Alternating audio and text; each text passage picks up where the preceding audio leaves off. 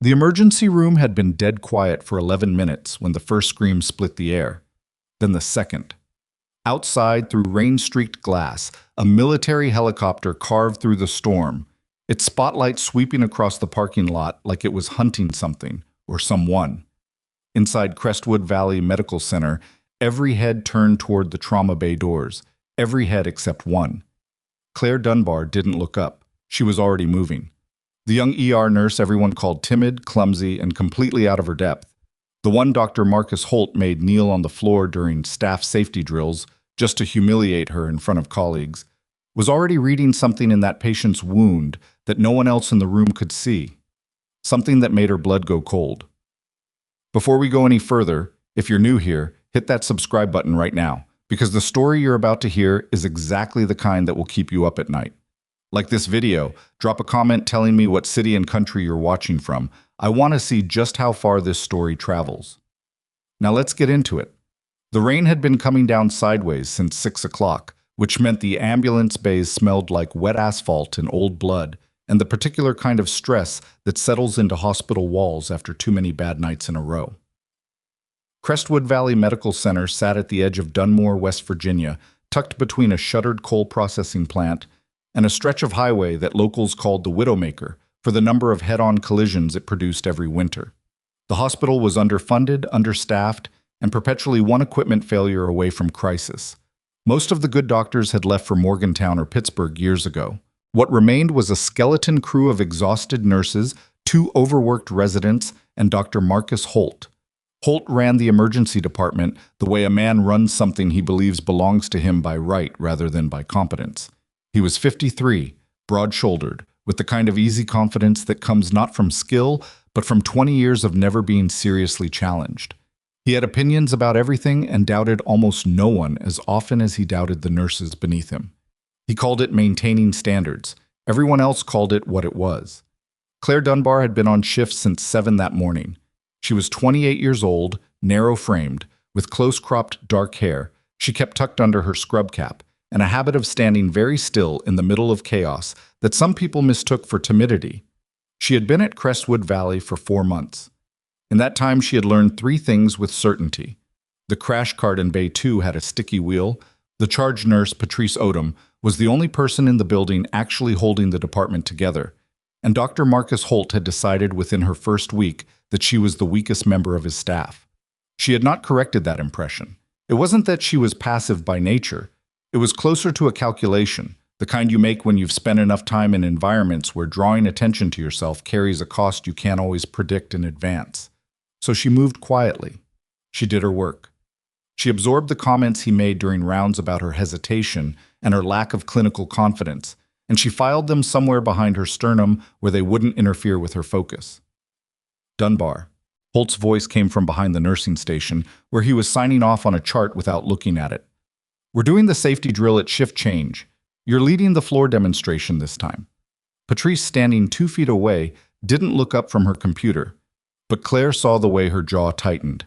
The safety drills had started 3 months ago, allegedly in response to an incident policy review. In practice, they had become something else. Holt would select a nurse, always female, always someone he'd identified as unlikely to resist, and walk her through a series of defensive postures in front of the rest of the staff. Kneeling positions, controlled restraint simulations, the kind of thing that, taken out of context, might look like legitimate training. In context, with Holt narrating in that tone of his, it was something uglier, and everyone in the room knew it. Claire had been through it twice. The first time she'd counted ceiling tiles. The second time she'd focused on keeping her breathing even. "Understood," she said. Holt moved on without acknowledging her response. At 9:47, the ambulance bay doors burst open. The paramedics came in fast, gurney wheels screaming against the floor, both of them talking at once. 40-year-old male, found unresponsive in a vehicle off Route 9, single penetrating wound to the left lateral thorax, BP's been dropping since we picked him up, O2 sat 78. Claire was already at the gurney before the sentence finished. The patient was large, heavily built, wearing civilian clothes that didn't quite fit right. The shirt was a size too small across the shoulders in a way that suggested the clothes had been chosen to conceal rather than worn from habit. His face was turned to the side. There was a knife still embedded in his side, handle jutting upward at a precise angle, and that angle was the first thing that stopped Claire cold. She didn't touch it. "Dunbar, get out of the way." Holt shouldered past her, snapping on gloves. "Resident, let's get imaging ordered. I want to see what we're dealing with." "Don't pull the knife." Claire's voice was level. Not loud, just present. Holt turned. The look on his face was the specific variety of contempt that doesn't bother disguising itself. "Excuse me?" "The blade is tamponating the vessel. If you remove it without surgical prep and blood product on hand, he bleeds out in under 2 minutes. She kept her eyes on the patient. "He needs a thoracic surgeon and at least 4 units of ONEG before anyone touches that handle."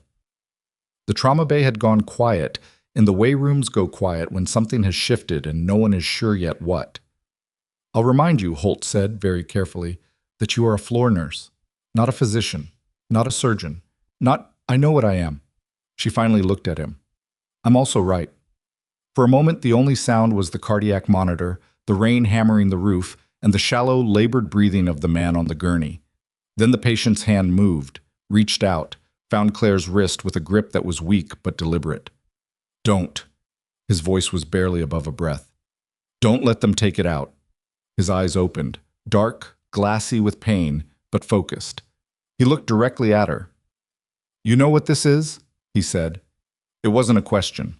Claire held his gaze for exactly 2 seconds. Then she looked at the entry wound again. The precise depth, the controlled angle, the deliberate placement that minimized immediate hemorrhage while maximizing sustained internal pressure. This wasn't a random stabbing. The wound had been placed by someone who knew exactly what they were doing and exactly how much time it would buy. This man had been stabbed by someone who knew battlefield wound mechanics. "Get me 4 units ONEG from the blood bank," she said, turning to the nearest tech. "Page thoracic. Now. Tell them we have a tamponade situation and I need a surgeon scrubbed and ready in 15 minutes. "You don't have the authority," Holt started. "Then override me." She met his eyes. "In writing, right now.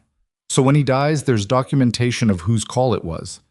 The tech was already moving toward the phone. Holt's face went through several colors. He took a step toward Claire with the particular energy of a man who was used to that kind of challenge ending quickly, and then his pager went off. He looked down at it.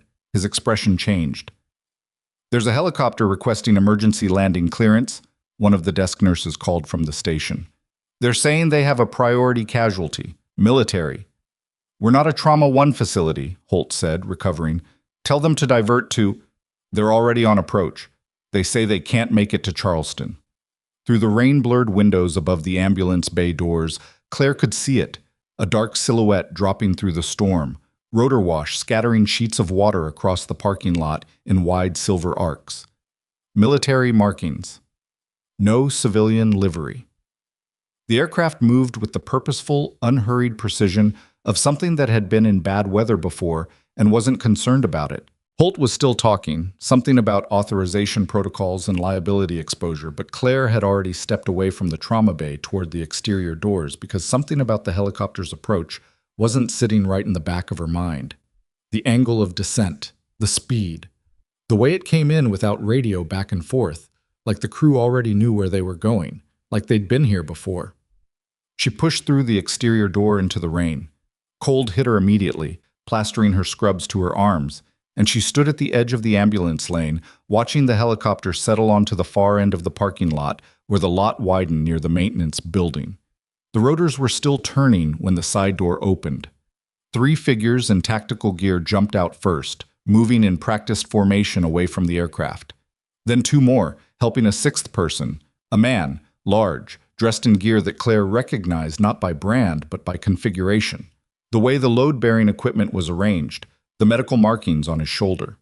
He was barely conscious, one arm slung over the shoulder of the operator beside him, his leg wrapped in a field dressing that had bled through twice by the look of it. The team lead came toward her at a jog, and Claire stood still in the rain and watched him come. He was maybe 35, hard-faced, with the economical movement of someone trained to cover ground efficiently. He looked at her scrubs, at the hospital badge on her chest, and then he looked at her face. And he stopped. Not a gradual slowdown, an actual stop. "Ma'am?" His voice had changed registers completely. Is Dr. He caught himself. Looked at her badge again. Dunbar. Claire Dunbar. Yes. Something passed through his expression that she couldn't immediately read. He turned his head slightly and said something into his radio, too low for her to catch over the rain and the decelerating rotors. Then he looked back at her. We need to get Sergeant Vickers inside. He's got a compound femoral laceration, and he's been in the field for 14 hours. We've done everything we can out there. A pause. We were told this hospital had a qualified trauma practitioner on shift. Who told you that? Claire asked. He didn't answer, just held her gaze. Get him inside, she said. She turned and went back through the doors ahead of them, already pulling the disposable gloves from her pocket, already running the arithmetic in her head. Femoral laceration, 14 hours in the field dressing twice soaked through, which meant blood loss was substantial, and whatever they'd done to slow it had been buying time rather than solving the problem. She needed a vascular surgeon, or she needed to act as one, and she was going to have to decide which of those options was actually available to her in the next 4 minutes. The trauma bay was controlled chaos when she came back through. Holt had apparently decided the helicopter arrival was a hospital administration problem and had retreated to the phone at the nursing station. The thoracic surgeon hadn't arrived yet. The original patient, the knife wound, the man who'd gripped her wrist, had been moved to Bay 1 and a resident was monitoring vitals, following Claire's instructions about leaving the blade in place, though the resident looked profoundly uncertain about it. I need Bay 3 cleared, Claire said to Patrice as she moved past. Patrice didn't ask why. She just started moving. The military team came through the doors 30 seconds later, and the difference in the room's atmosphere was immediate and physical, not because the operators were loud or aggressive, but because they moved through the space with a precision that was impossible to miss. The team lead had his hand on Sergeant Vickers' back, guiding rather than supporting, and Vickers was conscious enough to be walking with partial weight on his good leg, jaw set against what that was costing him. They got him onto the Bay 3 gurney, and Claire moved in beside him and started peeling back the field dressing to look at what she was actually dealing with. The laceration was catastrophic, a deep, ragged cut running laterally across the inner thigh that had gotten close enough to the femoral artery that the field surgeon who'd packed it had made a judgment call about what to chase and what to leave. It was the right call for the field. It was an incomplete solution for a hospital setting. What did you use to pack this? She asked without looking up. Combat gauze, hemostatic, applied 11 hours and 40 minutes ago. The team lead. We had him in a tourniquet for the first 3 hours, then transitioned when we thought we had the bleed controlled. You did have it controlled. It's reopened. She looked up at the nearest tech. I need vascular on the phone in the next 60 seconds, and I need the OR coordinator told we may have an emergency case moving up. Get me 2 large-bore IVs, normal saline wide open, and pull the uncross-matched O-neg that should already be coming up from blood bank. That blood is for, one of the residents started. I know what it's for. We have 2 patients, and I'm managing both of them. Move. The team lead was watching her. The other operators had arranged themselves around the perimeter of the bay in a configuration that was not aggressive but was very clearly intentional. They were positioned to observe every entry point. Claire registered it and filed it away. Vickers, she said, looking at the sergeant directly. I'm going to get a line in your arm, and we're going to start getting some fluid back into you. This is going to take a surgical repair, but I need you stable enough to get there. You with me? Vickers opened his eyes. He was pale under his tan, the specific pallor of significant blood loss. Yeah. His voice was rough. You're the medic? I'm your nurse tonight. Something shifted in his expression. He glanced at the team lead. Some communication passed between them that Claire didn't catch. Okay, Vickers said. Okay. She got the line in on the first try, which she was grateful for because her hands were steady, but her mind was running 3 separate tracks simultaneously. Vickers' fluid status, the knife wound patient in Bay 1, and the nagging fact that the team lead still hadn't explained how they'd known to come here specifically. Not to Charleston, not to the trauma center 40 miles north. Here. To a small regional hospital in a coal country town that shouldn't have appeared on any military routing protocol she knew of. Holt appeared at the edge of Bay 3. He looked at the operators, at the equipment spread across the gurney, at Claire working the IV line with the practiced economy of motion that she didn't always bother to hide when the situation was moving too fast for management. She could feel him putting things together in real time and not arriving at a conclusion he was comfortable with. Dunbar. His voice had a different quality now, careful. Who authorized this patient? I did. She didn't look up. You don't have the authority? Yes, I know. Write me up after. She checked the line, confirmed flow, looked at the fluid bag. Right now I need you to either help or get out of my bay. The silence that followed lasted approximately 4 seconds, which was long enough for every person in the room to understand something had changed. Holt left. The team lead, she still didn't have his name, moved to stand closer. Not intrusively, just near enough to speak quietly. You've done this before, he said. It wasn't quite a question. Done what? Field trauma. The way you assess that dressing, the line placement. A pause. The way you talk to him. Claire finished adjusting the fluid rate and straightened. She looked at the team lead for a long moment. Rain still tracked down the windows. The cardiac monitor beeped its steady rhythm. Somewhere down the hall, someone was running. What's your name? She asked. Lieutenant Brassard. Cole Brassard. Lieutenant Brassard. She held his gaze. Right now your man needs a vascular surgeon, and I need to focus on getting him one. Whatever else you want to talk about can wait 15 minutes. He nodded once.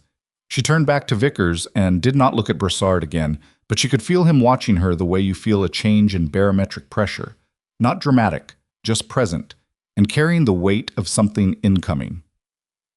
The vascular surgeon arrived 11 minutes later, which was faster than Claire had expected, and meant someone had made a more urgent call than the one she'd authorized. She stayed at Vickers' side through the handoff and gave the surgeon a concise, precise accounting of the injury status, the fluid interventions, the estimated blood loss, and the field history.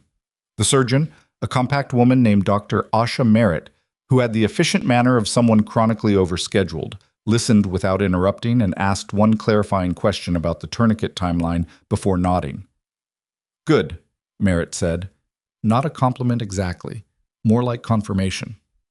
We'll take him up. You did right by him. Brassard was waiting when Claire stepped out of Bay 3. The other operators were still positioned around the corridor in that same watchful configuration. 2 of them had their eyes on the exterior entrance. The patient in Bay 1, Claire said, before Brassard could speak. The stab wound. He came in before you did. I know. She looked at him. You know him. Brassard's expression didn't change, but something tightened around his eyes. We need a secure space to talk. Somewhere your chief of medicine isn't standing 10 feet away. Claire glanced toward the nursing station, where Holt had reappeared and was watching them with the expression of a man compiling information he intended to use. She thought about the angle of the knife in Bay 1. She thought about the way the patient had reached for her wrist. She thought about Brassard's reaction when he'd seen her name badge. Not recognition exactly, something closer to relief, which was its own kind of problem. Supply room B, she said. End of the hall. 2 minutes. She made herself walk at a normal pace. The supply room was small and smelled like antiseptic and cardboard. She didn't turn the overhead light on. The narrow window above the shelving units let in enough pale emergency exit glow to see by, and something in her preferred it that way. The old habit of not silhouetting herself. Brassard came in 30 seconds after her and closed the door. I'm going to ask you something, and I need you to understand that your answer determines what happens in the next hour, he said. His voice was quiet, the particular economy of a man who didn't say things twice. When you looked at the wound on the patient in Bay 1, the knife placement, what did you see? Claire took a breath. Deliberate penetration depth to maximize the tamponade effect without causing immediate exsanguination. Entry angle consistent with someone who knew where the pericardium was and how much clearance they needed. The placement extends survival window by approximately 40 to 90 minutes depending on the individual's physiology. She paused. It's not a method you learn in a civilian context. It's field-specific. It was done by someone with tactical medical training. Brassard looked at her for a long moment. The man in Bay 1 is one of ours, he said. He was compromised 6 days ago during an extraction operation. The injury is self-inflicted. The room was very quiet. He stabbed himself, Claire said. He had approximately 30 seconds before they took him. He needed to buy enough time to get to a hospital without dying on the way. Brassard's voice was flat, stating facts. He also needed to make sure the knife stayed in place until someone who understood what they were looking at was the one to treat him. She understood the rest of it without him saying it. The patient had been counting on getting to someone specific, someone who would recognize the wound pattern for what it was, who wouldn't reflexively pull the blade and kill him in the process. "He knew I was here," she said. "We've been trying to find you for 8 months." The rain was still going outside. Down the hall, someone's radio crackled. The cardiac monitor from Bay 1 was just audible as a faint, rhythmic signal through the wall, steady, stable, exactly where she'd left it. Claire stood in the half-dark supply room and thought about the 4 months she'd spent getting Holt's comments about her deficiency and counting ceiling tiles and filing everything away. And she thought about the way she'd chosen this specific hospital in this specific small town for specific reasons she hadn't told anyone. And she thought about how apparently none of that had been sufficient. "How many people know I'm here?" she asked. Brassard's expression shifted in a way that was almost imperceptible. Almost. "That," he said carefully, "is what we came to tell you." Down the hall, the double doors to the ambulance bay opened with a crash, and someone shouted something that Claire couldn't quite make out. And then 2 things happened at almost exactly the same moment. The overhead PA system crackled to life with a code alert, and the lights in the supply room flickered once and held. Claire was already moving before Brassard finished turning toward the door. And the sound coming from the ambulance bay wasn't a code situation. It was something harder and faster than that, the specific acoustic signature of people moving with intent rather than urgency. And Claire knew the difference before her brain had fully processed why. The corridor was lit the way hospital corridors always are at that hour, too bright and slightly greenish. And she came out of the supply room at a controlled pace because running attracted attention, and she wasn't ready to attract attention yet. Brassard was 2 steps behind her. She could feel him calibrating to her speed without being told to, which was its own kind of information. The ambulance bay doors were still swinging. 3 men had come through them. They were dressed in civilian clothes, good civilian clothes, the kind that fit well and didn't wrinkle, and were chosen to look like nothing in particular. 2 of them had visitor lanyards, which told Claire immediately that they weren't visitors because actual visitors didn't wear their lanyards like that, positioned high and forward, something to show rather than something worn. The 3rd man was slightly behind the other 2 and was looking at his phone in a way that meant he wasn't looking at his phone. They were moving toward Bay 1, toward the knife wound patient. Claire didn't run. She turned left at the nursing station, caught Patrice's eye across the desk, and made a very small gesture, 2 fingers pointed down, which meant nothing to anyone who didn't know what it meant and everything to someone who did. Patrice held her gaze for 1 second, then picked up the desk phone with the specific deliberateness of someone who had decided to make a call. "Hey," Brassard's voice at her shoulder, quiet. "Those aren't ours." "I know." She kept walking, angling to intercept the 3 men before they reached the bay corridor. "Stay back." "I'm not staying back. If you go in hot, they'll know we made them and we lose the element." She glanced at him sideways. "Stay back. 30 seconds. He didn't like it. She could feel that clearly. But he slowed.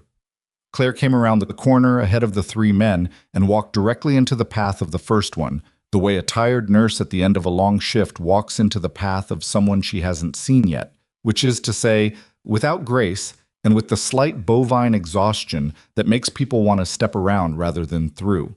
She bounced off his shoulder. "Oh, sorry. I'm so sorry."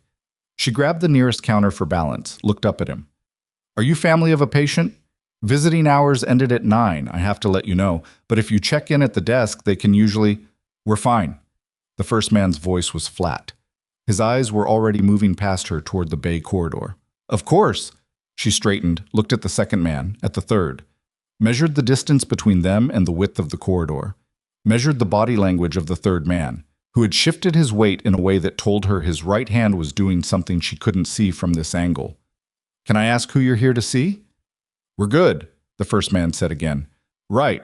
It's just the desk needs a name for the—" He stepped around her, which was fine. That was all she'd needed. 30 seconds, a position read, and the confirmation that the third man's right hand was moving toward a waistband rather than a phone.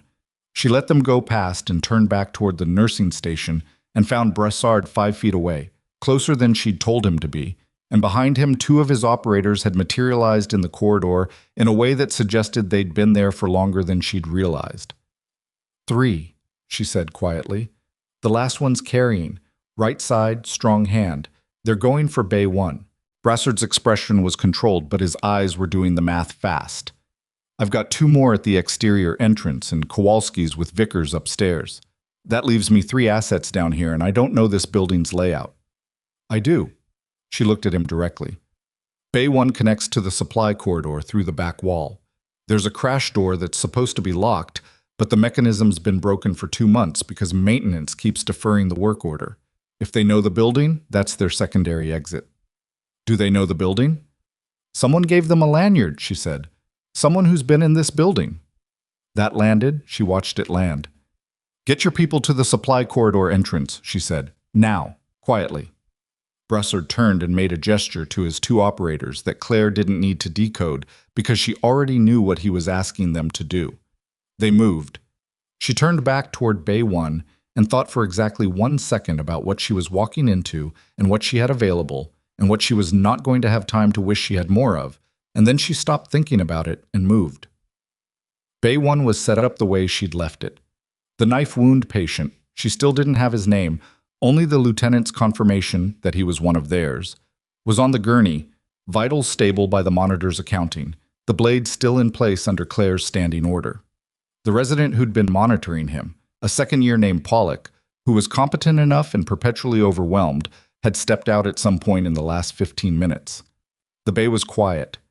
The 3 men came in behind her. She was already at the patient's bedside, checking the IV line, her back to the door, when they entered. She heard the footsteps stop, and she heard the particular quality of silence that follows when people realize the room isn't empty, and they're deciding what to do about that. "Excuse me," the first man said. "We need a moment alone with the patient. He's not receiving visitors right now." She didn't turn around. "He's in a critical post-trauma state, and his physician has indicated no external contact. We're not visitors." "I can see that." She turned around, looked at all 3 of them. The third man's right hand was definitely not visible, held slightly behind his thigh. "What are you?" The first man produced a badge wallet, opened it. Federal contractor ID, the kind that looks legitimate enough at a glance and doesn't hold up to scrutiny. Claire looked at it for the time it would take someone to be convinced, which was about 2 seconds. "I'll need to verify this with the hospital administrator before I can clear you to see the patient," she said. "Hospital policy. If you give me 5 minutes, I can—" "This is a federal matter. You need to step away from the patient." On the gurney, the patient's hand moved, just slightly, fingers extending toward the bed rail, seeking something to grip, and Claire registered it peripherally without breaking eye contact with the man in front of her. "I understand you believe that," she said. "I'm telling you that until I verify your credentials with administration, I cannot legally permit access to a critical patient. If you're federal contractors, you understand liability, so you understand why I'm asking. 5 minutes." The first man looked at the second man. In that look was the decision, and Claire saw it, and she was already shifting her weight when the third man's hand came up from behind his thigh, and she moved left, not away from the motion but into it and across it. And the thing she'd spent a very long time trying to forget turned out to be much closer to the surface than 4 months of ceiling tiles had made her believe. What followed occupied approximately 11 seconds. She never let it become a fight because a fight is bilateral, and she'd learned a long time ago that the only useful objective is to make it not a fight as quickly as possible. The third man went down first, wrist-controlled, weight redirected. The second man came in faster than she expected, and she took a hit to her left shoulder that she registered as impact and filed for later, and used his momentum against the supply cabinet edge, which was loud and would have been audible from the corridor.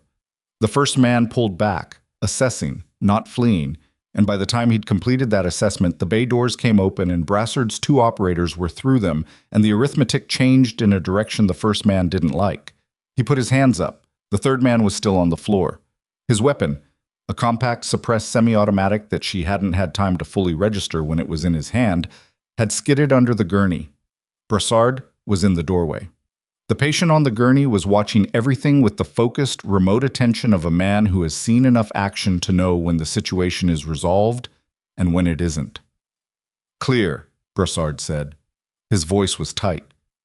Claire stepped back from the first man and became aware that her left shoulder was broadcasting a complaint loud enough to be difficult to ignore. She rolled it once, carefully. Not dislocated. Something strained. She'd had worse. "Who sent you?" she said to the first man. Not a question exactly, more like the opening of an accounting. He looked at her for a long moment. Then he looked at the operators behind her. Then he looked at his two associates. One seated against the wall with his wrist at an angle that confirmed it was broken. One still on the floor and working on the problem of standing up. The math was not complex. "I want an attorney," he said. "Sure," Brassard said from the doorway. "You can have one in about 4 hours when we get to a federal facility. Right now, you're going to sit down and stay extremely still." The next 20 minutes were controlled chaos of a different variety than what Claire was used to managing. Brassard's remaining operator, a compact, dark-haired woman named Reyes, who had apparently been at the exterior entrance this whole time and had missed the interior sequence by about 40 seconds, a fact she was visibly unhappy about, secured the 3 men with the efficient displeasure of someone who preferred to have been first rather than clean up.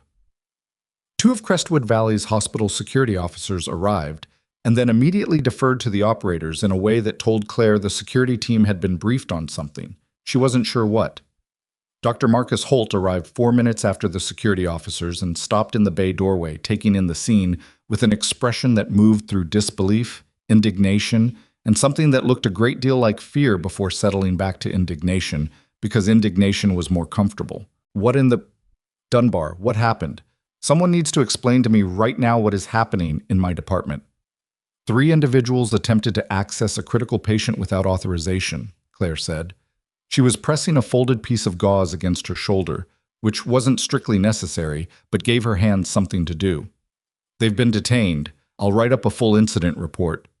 "You'll..." Holt looked at Brassard, at the operators, at the 3 men seated against the wall. "Who are these people? Who authorized military personnel in my emergency department? I didn't authorize any of this." "No," Brassard said. He'd moved to stand beside Claire in a way that was not quite deliberate and also completely deliberate. "You didn't." Holt's attention shifted to Claire. She'd seen that particular recalibration before, the moment when someone who's been confident of the hierarchy starts to suspect the hierarchy is different than they thought. He looked at her hands, at the way she was standing, at the operators who had unconsciously arranged themselves in a formation that included her rather than excluding her. "What exactly is your background?" Holt said. His voice had a new quality, not softer, something between careful and something else. "I'm a nurse," Claire said. "I'm going to go check on my patient in Bay 3. She walked out before he could respond. The corridor felt different than it had an hour ago, which was something she'd experienced before and didn't have a name for exactly. The way a space changes after something has happened in it. Not physically, just in the quality of the attention everyone in it is paying to everything else. Patrice was at the nursing station, and she met Claire's eyes and held them for a moment without saying anything, and then looked back at her screen, which was its own form of communication. Claire went to the family consultation room at the end of the hall instead of Bay 3 and stood inside it with the lights off for approximately 90 seconds. Her shoulder hurt. Her hands were completely steady, which meant the adrenaline was being metabolized efficiently, which meant she was going to feel it in about 40 minutes. She thought about the stairwell in this building and the loading dock entrance, and whether either of the 3 men she'd just taken down had a 4th contact she hadn't accounted for, and she thought about Brassard's face when he'd said, "We've been trying to find you for 8 months," and she thought about the things she'd done to not be found. None of them had been enough. She went back to the corridor. Brassard found her before she found him, which meant he'd tracked her without her tracking him, which she noted and filed. "We need to have the conversation," he said. "Yes." "Not here." The consultation room at the end of the hall. No windows, 2 entrances. The secondary entrance connects to the fire stair. He looked at her for a moment. "After you," he said. They sat across from each other in chairs designed for delivering bad news, padded, arranged to convey empathy, the kind of furniture that's meant to make a room feel less clinical and instead makes it feel like a clinical approximation of warmth. The lights were still off. Neither of them reached for the switch. "The man in Bay 1, Brassard said. "His name is Sergeant First Class Daniel Rourke. He's been under in an infiltration operation for 16 months. 6 days ago, his cover was blown, and he ran. He had 30 seconds and a blade and a cellular signal, and he called in a location compromise to the team before they took him, and then he did what he did to stay alive long enough to get here. To get to this hospital specifically. To get to you specifically. Claire looked at the middle distance somewhere between them. What does he have? Evidence. Rourke spent 16 months building a case against a contractor network that has been running targeted asset identification and elimination for the better part of 3 years. The evidence is not digital, it's physical, biometric documentation, the kind that can't be wiped or denied. He was carrying it. He transferred the documentation before his cover broke, to a dead drop we couldn't access without his physical confirmation. To get that confirmation, we needed him conscious and coherent and alive. Brassard paused. Which he is, because you read a wound pattern correctly and didn't pull the blade. Claire absorbed this. Outside the consultation room, the hospital moved in its regular rhythms. Cartwheels, PA system, the distant sound of voices in the corridor. Ordinary sounds doing their ordinary work. You said someone inside the hospital gave those men a lanyard, she said. We think so. And you said someone told them I was here. She looked at him directly. Who has access to information about my placement at this hospital? Brassard's jaw moved slightly. That's a list we're currently examining. How long is the list? Short. A beat. Which is the problem? She understood what he wasn't saying, which was that the list was short enough that any leak came from somewhere with significant clearance, which narrowed the options in directions that were uncomfortable. She also understood that this was not something he was going to say out loud in an uncontrolled environment. The 3 men you detained, she said. They'll be processed where? Federal facility in Charleston. Reyes is coordinating transportation. Before they're transported, someone needs to pull the security footage from the main entrance. Find out who gave them the lanyards, whether it was a staff member who was coerced or compromised, or we're already on it. He looked at her. You think like someone who's been through this before. I think like someone who's tired, she said, which was true and also not the whole truth, and he probably knew that. Claire. It was the first time he'd used her name without the rank prefix or the surname. We need to talk about what happens next. There are people who know you're in this hospital, and they've already sent a team. That team failed. They'll send another. When? Unknown. Could be hours. Could be less. She looked at the table between them. There was a box of tissues on it, placed there for the people who sat in these chairs and got news they weren't prepared for. She thought about how long she'd been preparing for news she wasn't supposed to be expecting. What do you need from me? She asked. Rourke needs to be stable enough to communicate the dead drop location within the next 6 to 8 hours. After that, we can move him to a secure facility and reduce the risk profile here. But right now, he's your patient, and the only person in this building who can keep him alive long enough to get us what we need is you. He needs surgery, not nursing care. The tamponade is a temporary solution. Merritt, Dr. Merritt, is aware of the situation and has agreed to perform the procedure under secured conditions. She'll need your assist. Claire looked at him. She asked for you specifically, Brassard said. When I told her you were the one who'd managed the intake, she asked for you. Something in the center of Claire's chest did a complicated thing that she didn't have time to examine. She'd spent 4 months being the nurse everyone stepped around, and a woman who had built a career she'd never been allowed to want had just asked for her specifically. Okay, she said. She stood. He stood. There's something else. Brassard's voice had shifted again, not softer but more careful, the register of someone approaching something they're not sure how to say. The 3 men we detained. When Reyes ran a quick field ID on them, one of the names came back flagged in our system. Flagged how? Flagged as having a known contact relationship. He looked at her steadily. With someone on Crestwood Valley Medical Center's staff. The room was very quiet. Who? She said. Brassard didn't answer immediately. He looked at the door, at the middle distance, and then at her with the expression of someone delivering information they know is going to change the shape of something. The flag attaches to a contact number, he said. The number matches a phone registered to the hospital's administrative systems. We don't have the individual yet, but the call that identified your location was made from inside this building. From a number that appears in the hospital directory. Claire stood completely still. When was the call made? She said. 4 hours before we arrived. He held her gaze. Whoever made it knew you were here before we did, which means they've been watching longer than we thought, and they've been inside this building the whole time. She thought about 4 months of deliberate invisibility, counted ceiling tiles, filed comments about clinical confidence somewhere behind her sternum. She thought about Marcus Holt, who had spent weeks documenting her supposed deficiencies in writing, who had created a paper trail of her inadequacy with the specific thoroughness of someone building a case, who had known from the very first week exactly which nurse he wanted to make the example of. She thought about the way he'd looked at her shoulder just now, not at the injury, not at the blood, at the injury's location, like he was confirming something. "Get Rourke to the OR," she said. "I'll scrub in." She walked out of the consultation room and back into the corridor, and she kept her pace even and her face neutral and her breathing steady, and she did not look toward the nursing station where Holt was standing with his phone in his hand, because she didn't need to look. She already knew what she'd see. Down the corridor, the elevator to the surgical floor opened with a soft chime, and inside it stood Reyes with 2 operators and the unconscious form of a man who had stabbed himself precisely enough to buy time for an operation he couldn't guarantee would save him, and Claire Dunbar, who was not supposed to be findable, who had spent 4 months being invisible in plain sight, who had just taken down 3 armed men in 11 seconds with a strained shoulder and not enough sleep, stepped into that elevator and pressed the button for the 3rd floor. Her hands were still steady. The doors closed. And somewhere 3 floors below, in the emergency department that Marcus Holt believed was his, a phone vibrated twice in a coat pocket, and the man holding it typed 4 words into a message thread before anyone thought to wonder what he was doing. The surgical floor smelled like cold air and iodine, and the particular kind of tension that builds in a space where people are trying very hard not to make mistakes.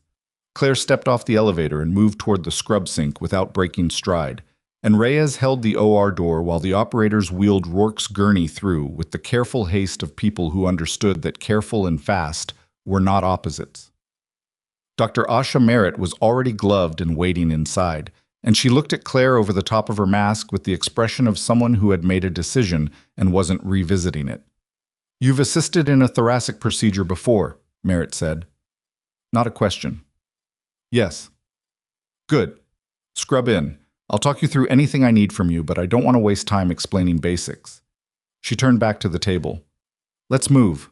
The scrub took 3 minutes because Claire was precise about the scrub and had never been able to do it faster without feeling like she'd cut a corner she couldn't afford. She went through it the way she'd gone through it hundreds of times, in conditions considerably less controlled than this. And when she pushed through the OR door, she was already focused past the shoulder pain and the arithmetic of the situation below and into the narrow, specific problem on the table in front of her. Rourke's vitals were marginal. The anesthesiologist, a thin, gray-haired man named Patel, who moved with the quiet efficiency of someone who'd been doing this long enough to need no drama about it, had him under and was managing the blood pressure with a careful, dissatisfied expression that told Claire the numbers were doing things he didn't love. "Pressure's been drifting down since we brought him up," Patel said. 82 systolic. He's getting blood, but we're not keeping pace with what he's losing internally. "Then we stop him losing internally," Merritt said, and reached for the first instrument. Claire positioned herself on the opposite side of the table and did what she'd always done in an OR, which was to read the surgeon's movements and be 1 beat ahead without overreaching. Merritt was fast and technically precise in the way of someone who had earned their speed through repetition rather than shortcuts, and within the first 6 minutes, Claire understood the working rhythm and settled into it. The injury was worse than the field presentation had suggested. The laceration had originally been a clean transection of a tributary vessel, which was survivable with the right intervention, but 14 hours of field conditions and 2 blown pressure dressings had introduced complications. A secondary bleed from a collateral vessel that the field team couldn't have identified without imaging, a developing hematoma pressing against the popliteal nerve, and early signs of compartment syndrome in the lower leg that nobody had had time to assess before this moment. "We've got compartment pressure building," Claire said, reading the tissue presentation without being asked. Merritt glanced across the table. "A 2-second assessment." "You're right, Patel. Note that we'll likely need a fasciotomy before we close. Can you keep him stable through the extended time?" "I can try." Which from Patel meant yes, qualified. "Good." Merritt's hands kept moving. Claire, I need you to retract here and hold this angle. Don't let it drift. She held it. Her left shoulder objected strenuously to the specific angle required, and she held it anyway. The next 40 minutes existed in the compressed, airless way that surgical time always did. Longer than real time and shorter simultaneously, everything reduced to the immediate problem and the next one. Merritt repaired the primary laceration with a running suture technique that was efficient and effective and would hold, addressed the secondary bleed with a clip and a small segment of vascular graft material that she handled with the offhand confidence of someone who kept it in her kit, because she'd needed it before. And then, working with Claire, maintaining retraction that made Claire's left arm burn from the shoulder to the elbow, began addressing the compartment issue with 2 precise fasciotomy incisions that immediately produced the pressure release that confirmed the diagnosis had been correct. Rourke's blood pressure, which had been sitting at 78 and trending toward unsustainable, began to climb back toward 95, then past it. "There we go," Patel said, with the quiet satisfaction of a man who had been worried and was now slightly less worried. Merritt didn't pause. "How's the pain management post-operatively going to look for someone who needs to be coherent in the next 2 hours?" "I can minimize sedation and keep him on a short-acting agent. He'll be uncomfortable. He'll understand that." Merritt looked at Claire. "Will he be able to communicate clearly within that window?" "I don't know him well enough to tell you," Claire said. "But based on what he did to get here, he's not someone who lets discomfort affect function." Merritt absorbed this. "Okay. We close clean, minimal narcotics, and we give your people downstairs their window." She glanced up. "And someone needs to tell me what's happening down there, because I've been operating with military personnel outside my OR for the last 40 minutes, and I'd like to understand what I walked into." "When we're done," Claire said. "When we're done," Merritt agreed. They closed in 22 minutes. It wasn't the fastest close Claire had ever been part of, but it was clean and it was right. And when Patel began walking back the anesthetic and Rourke's vitals settled into a range that looked like a man who was going to survive the next several hours, Claire stripped off her outer gloves and became aware of 2 things in rapid succession. Her shoulder was a serious problem that she'd been successfully ignoring and would continue to ignore, and there was a sound from somewhere in the hospital below them that didn't belong. Not an alarm, not a PA announcement, something structural. A door somewhere, opening with more force than doors opened when people were going about normal business. She looked at Reyes, who was standing at the OR periphery and whose posture had changed in the specific way that posture changes when someone's radio earpiece delivers information that requires a response. Reyes. Reyes pulled one earpiece out. Her expression was controlled, but there was something behind it. "We have a situation at the main entrance." "How many?" "Unknown. Brassard's calling a count. At least 4, possibly 6. They're in the lobby." Claire looked at Rourke, who was beginning the slow process of surfacing from anesthesia, eyelids moving, the slight tension in his jaw that meant he was registering pain and working on not reacting to it. She looked at Merritt. "Can you move him to a recovery space that doesn't connect to the main corridor?" she asked. Merritt thought for exactly 1 second. "Storage converted trauma bay on the north side of this floor.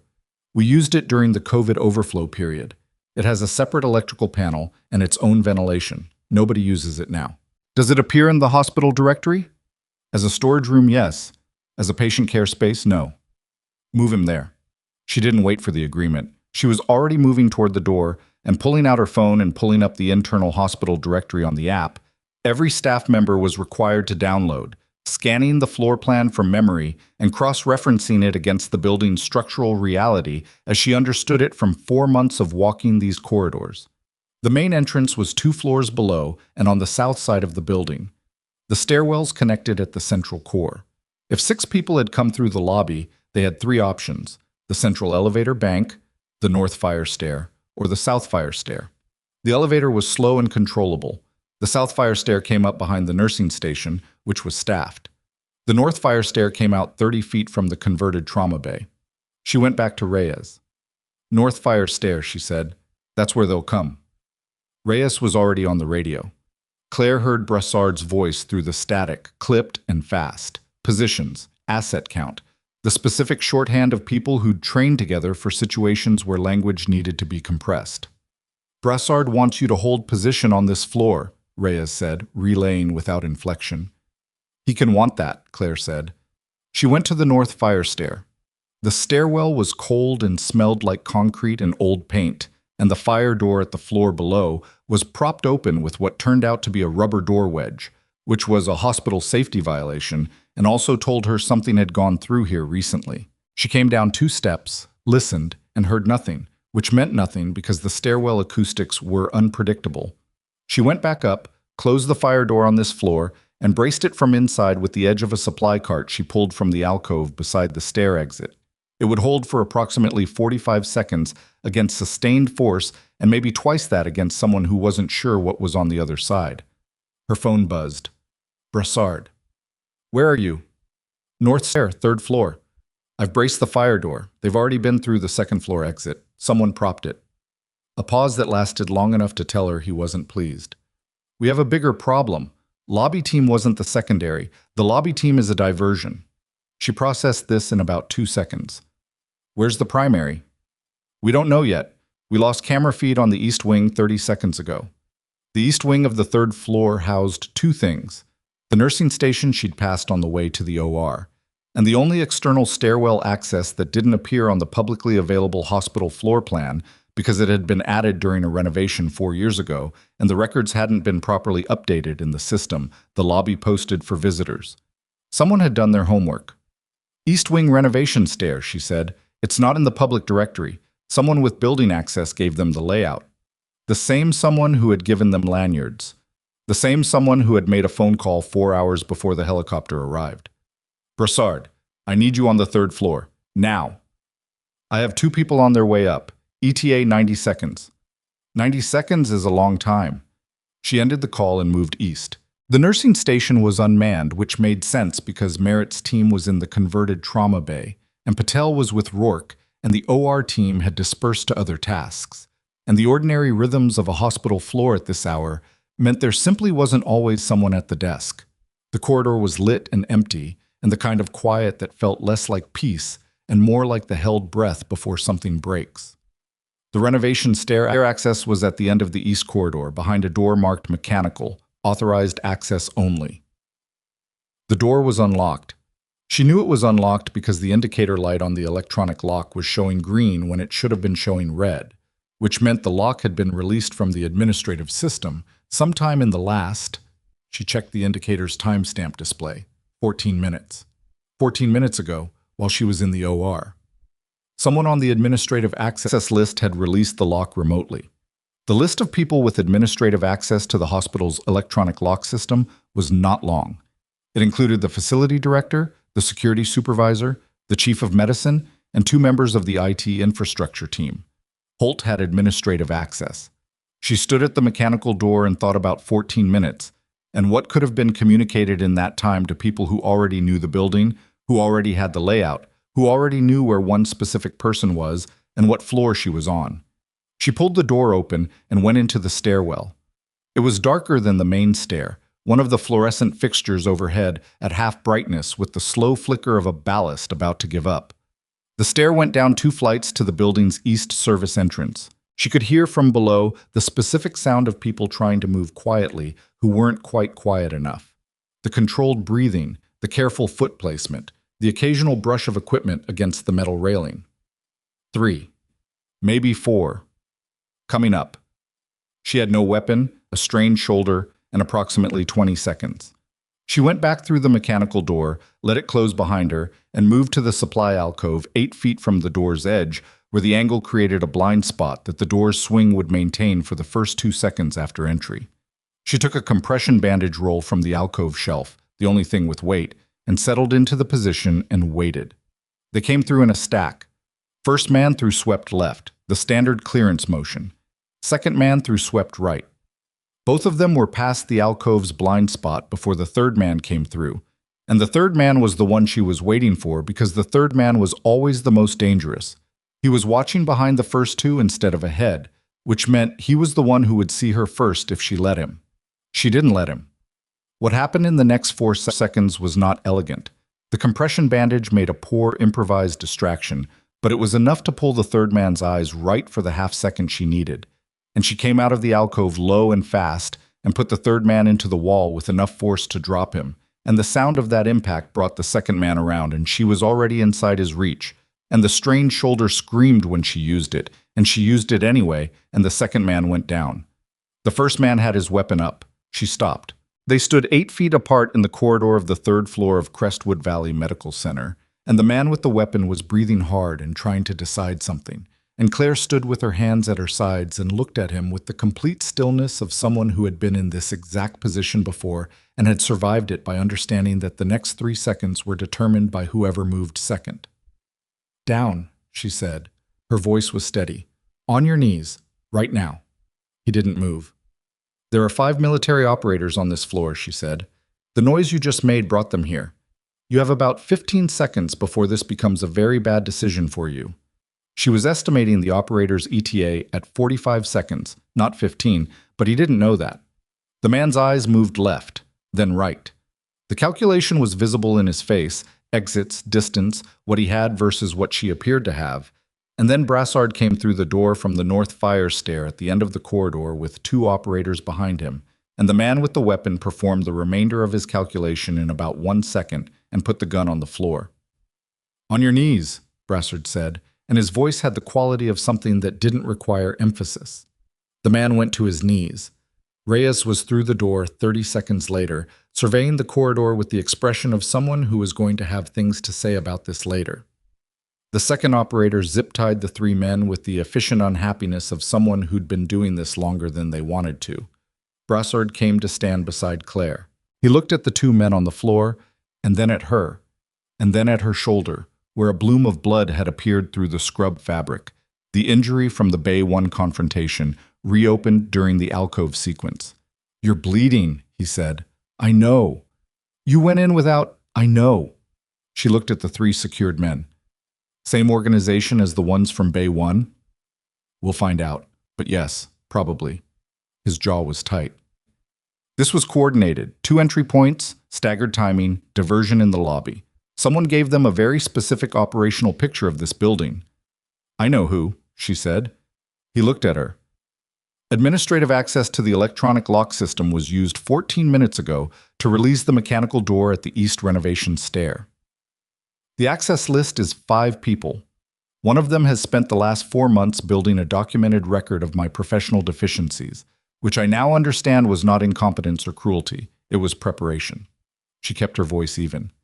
"He was building a case that I was unfit, unreliable, clinically deficient, so that when something happened to me, when I disappeared or was found dead or simply ceased to be employed here, the record would suggest the outcome was predictable. The unstable, undertrained nurse with a history of poor performance." Brassard was completely still. "He didn't know what I was," she said. "He knew what I might be, someone worth finding, and he was paid to watch for confirmation.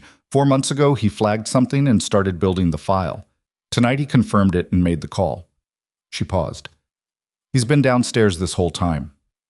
"We can't touch him without evidence connecting him to the contractor network," Brassard said. "The lock access is circumstantial. He'll say it was a system error that he released the lock for a maintenance request." "Then we need Rourke," she said. "How long before he can communicate?" Brassard checked his watch. "Patel said minimum 90 minutes from end of anesthetic. That was 22 minutes ago. So 68 minutes. She looked down the corridor toward the converted trauma bay. Rourke was in there, surfacing from anesthesia, carrying in his head the location of documentation that would connect a contractor network to a series of targeted assassinations. And somewhere downstairs, Marcus Holt was waiting to find out whether the people he'd sent into this building had done what he'd paid them to do. "I need to check on him," she said. "Claire." Brassard's voice stopped her. She turned. His expression had the particular quality she'd seen twice now, the one where he was approaching something he wasn't sure how to deliver. "When the 3rd team, the lobby diversion, when we ran their IDs, one of them had a secondary contact flag. Same flag we got on the first group. The hospital directory number." "Yes. But this time we cross-referenced the call log.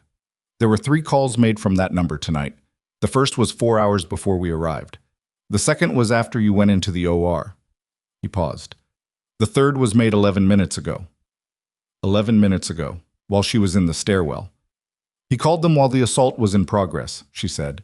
"He called a number we haven't been able to fully trace yet. It's routing through a relay. But the call lasted 4 minutes, which is long for a coordination call after an operation's already compromised. She understood what he wasn't saying. A 4-minute call after 2 assault teams had been neutralized wasn't a tactical update. It was a conversation, a report, something being communicated to someone who needed to hear it in detail. He's reporting back, she said, and whoever he's reporting to is deciding what comes next. That's our read. Then we don't have 68 minutes. She looked at Broussard. Whatever's coming next, it's going to come before Rourke can talk. They know we're one conversation away from having everything they need to bring this down, and they know where Rourke is because Holt knows what floor we moved him to. She saw Broussard put that together in real time, the sequence of it, the timeline of the lock release, the 4-minute call, the window that remained. We need to move Rourke, he said. We can't move him. He's 40 minutes post-vascular repair. If we transport him before he's stable, we undo everything Merritt just did. Then we secure the floor. We have 5 operators, 3 detained subjects, and a building that's already been breached twice tonight by people who had better intelligence about the layout than your team did. She looked at him steadily. There's one variable we can change. He waited.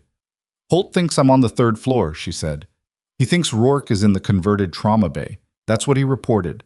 So whatever's coming is coming here. Yes. Unless he gets different information. Broussard studied her for a moment. You want to feed him a false location. I want to give him something real enough to report and wrong enough to pull whatever's coming away from this floor. She looked at the stairwell door. And then I want to know who he calls. The corridor was quiet around them. The 3 secured men waited with the resigned patience of people who understood their operational role had concluded. Somewhere below, the ordinary hospital, the patients who hadn't been involved in any of this, the nurses trying to get through a night shift, the overnight skeleton crew who didn't know what was happening on the 3rd floor, continued its routine existence. Claire's shoulder was bleeding through the scrub fabric, and her left arm from shoulder to elbow was a sustained objection, and she was running on the specific kind of tired that comes from too much adrenaline across too many hours, the kind you can ignore in the moment and pay for in full afterward. She thought out what Holt had built. The file. The months of documented inadequacy. The careful, thorough, methodical preparation of a record designed to ensure that when the moment came, nobody would be particularly surprised and nobody would look too hard. She thought about the nurses who'd knelt on the floor during his drills. I need a hospital radio, she said, one that transmits on the internal staff frequency. Broussard looked at Reyes, who looked at the supply alcove, who found one in 30 seconds and handed it across. Claire keyed the transmit button, spoke in the measured, slightly strained tone of a nurse managing a difficult situation, present but not alarmed, the exact register of someone trying to convey information without causing panic in a shared channel. This is Dunbar. I'm relocating the priority patient from Trauma 3 North to the surgical recovery suite on the 2nd floor south wing. Repeat, 2nd floor south. Patient is stable and moving now. Can I get nursing confirmation at 2nd floor south? She released the button. Patrice's voice came back almost immediately, because Patrice was Patrice and had been paying attention to everything all night. Copy that, Dunbar. 2nd floor south is ready to receive. Patrice didn't know what was happening. She was simply confirming, as a good charge nurse confirms, because someone had asked her to. The fact that the confirmation was audible to everyone monitoring the staff frequency, including anyone in this building who might be listening to a staff radio app on a hospital-issued phone, was the point. Claire handed the radio back to Reyes and looked at Broussard. Now we wait, she said, and we watch what he does with it. They didn't have to wait long. 4 minutes and 30 seconds after the radio transmission, Broussard's phone registered an alert from the monitoring software his team had running on the hospital's internal network. A flag on a specific device, a specific number, a call initiated from the emergency department on the ground floor. He's calling, Reyes said, looking at her screen. How long is the relay delay on the trace? Broussard asked. 3 minutes to get a terminal location, maybe less if they're using a cell rather than VoIP. 3 minutes. Claire thought about 3 minutes. She thought about what happened in 3 minutes, when someone gave a contractor network a new location for a target. How many operators do you have unallocated right now? She asked Broussard. 2. Kowalski's been with Rourke. I've got Ferris and Diaz standing by. Get them to the second floor south corridor, empty-handed, plain clothes if they have anything on them, something that looks like they're supposed to be there. As bait. As presence, she said. Enough presence that if someone comes through that corridor looking for Rourke, they find people instead of an empty hallway and reconsider before they commit. Brassard keyed his radio, gave the instruction in the compressed shorthand that his team ran on. Claire heard the acknowledgments come back. 2 minutes and 50 seconds after the call began, the trace resolved. Reyes looked at the screen. Her expression changed. "It's not external," she said. She looked up. "The call is routing to an internal number within the hospital." The room processed this in silence. "He's calling someone in the building," Brassard said. "Someone who's been here the whole time," Claire said. "Someone we haven't looked at yet."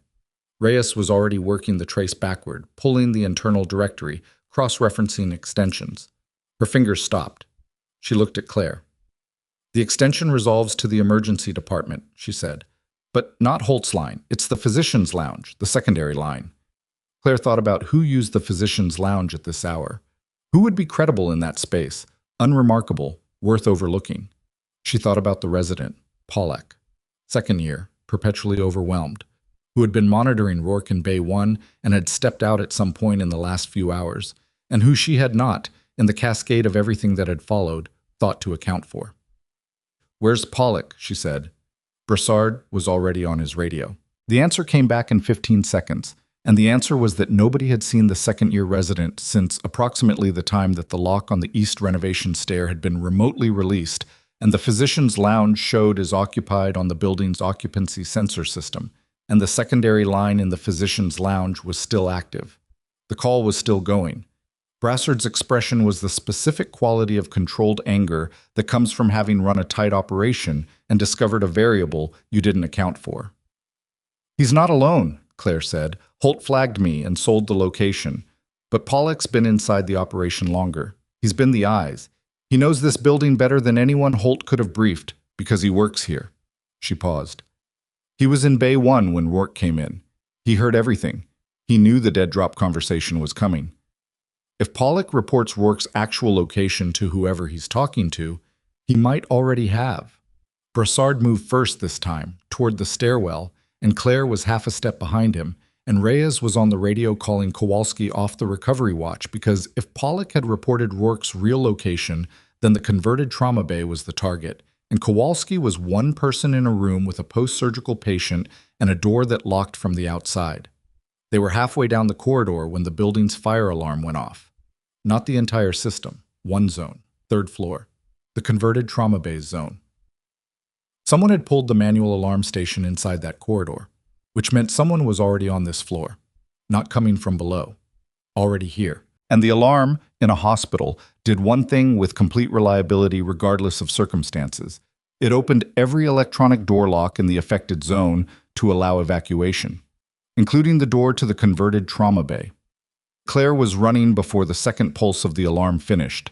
The alarm was still screaming when Claire hit the corridor at a run, and the electronic lock on the converted trauma bay door was showing green, and the door was open 4 inches with the specific quality of open that means someone went through it recently rather than someone left it carelessly. She didn't slow down going through the door. Kowalski was on the floor to the left of the entry, conscious, one hand pressed to the side of his head with the focused expression of someone managing pain and assessing damage simultaneously, not incapacitated. The blow had been opportunistic rather than precise, enough to drop him, not enough to finish him, which meant whoever had come through this door had been in a hurry and confident in their timeline. Rourke was still on the gurney. He was also awake. Not fully, his eyes had the glassy, half-surfaced quality of someone fighting through anesthetic residue. But his right hand had found the bed rail and was gripping it with the white-knuckle determination of a man who had already processed that something was wrong and was working on what to do about it. There was a second person in the room. Not a contractor, not someone in tactical gear. A young man in scrubs, slight build, standing at the far side of the gurney with a phone in his hand, and the expression of someone whose plan had just become significantly more complicated by the appearance of people who weren't supposed to be here yet. Pollack. He looked at Claire. He looked at the door behind her where Brassard was coming through.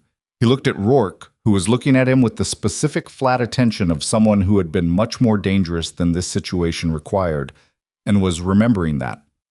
"Put the phone down," Claire said. Pollock's jaw worked. He was 26, maybe 27, and up close he looked less like a compromised operative and more like someone who had made a series of decisions over a longer period than tonight, and was now standing inside the consequences of those decisions with no remaining direction to go but forward. "I haven't done anything," he said. The conviction wasn't there. He knew it, and she knew it. "The call from the physician's lounge is still active on your phone," Brassard said from the doorway. "The trace is complete. Put it down." Pollock looked at the phone in his hand like he'd forgotten he was holding it. He put it on the gurney rail. Brassard moved to it in 2 steps and had it secured before the screen could lock.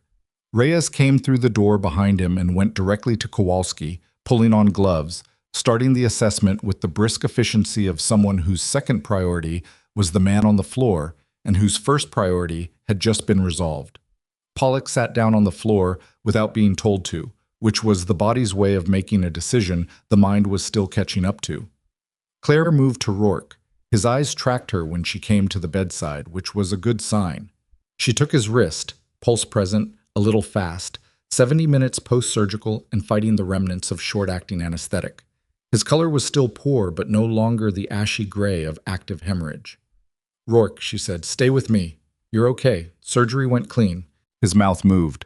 "How long?" His voice was raw. 70 minutes, approximately.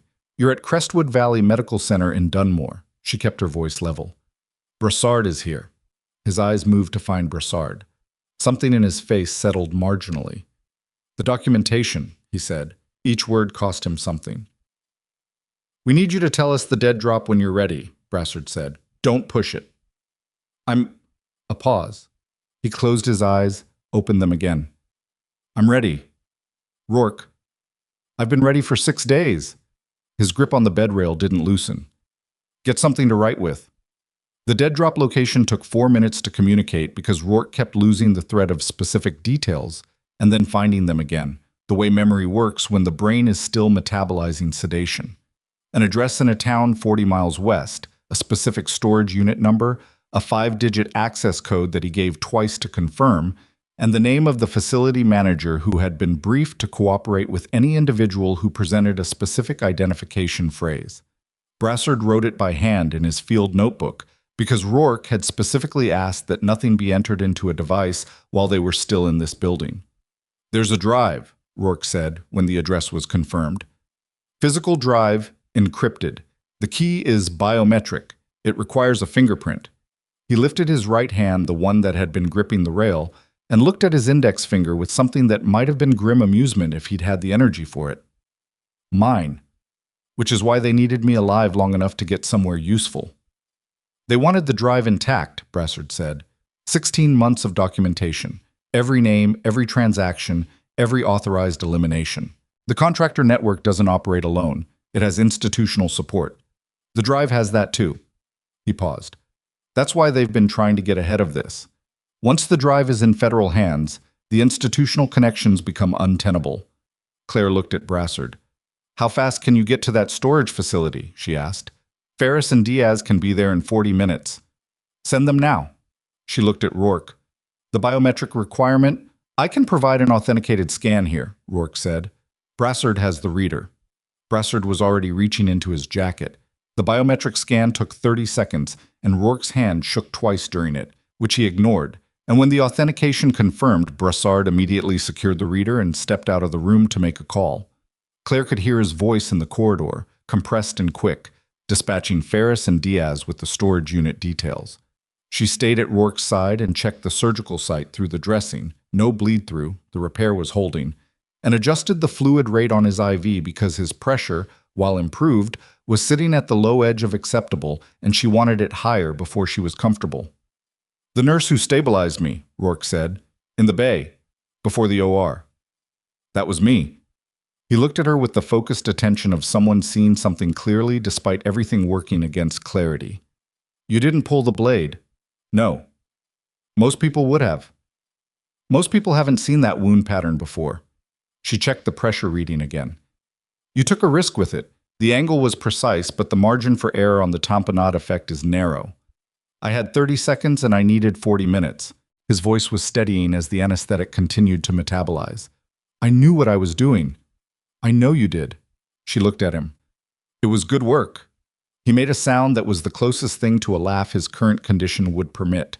Kowalski was on his feet by then, cleared by Reyes for a standing concussion and benched from active roles for the remainder of the night, which he accepted with the resigned unhappiness of someone who'd had worse verdicts.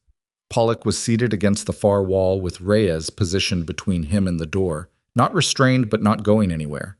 And he'd stopped trying to construct a defense and was simply sitting with the specific blank quality of someone who has used up their immediate resources. Claire looked at him. She didn't say anything.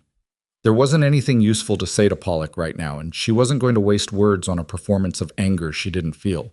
What she felt was something more structural, the particular cold recognition of a pattern assembled in retrospect. The resident who was always in the corridor when she worked a complicated case. The one who had been in Bay 1, monitoring Rourke, when she'd given her stabilization instructions. Who had heard the wound analysis. Who had stepped out at precisely the right moment. Who had been watching her for months in the background of Holt's more aggressive theater.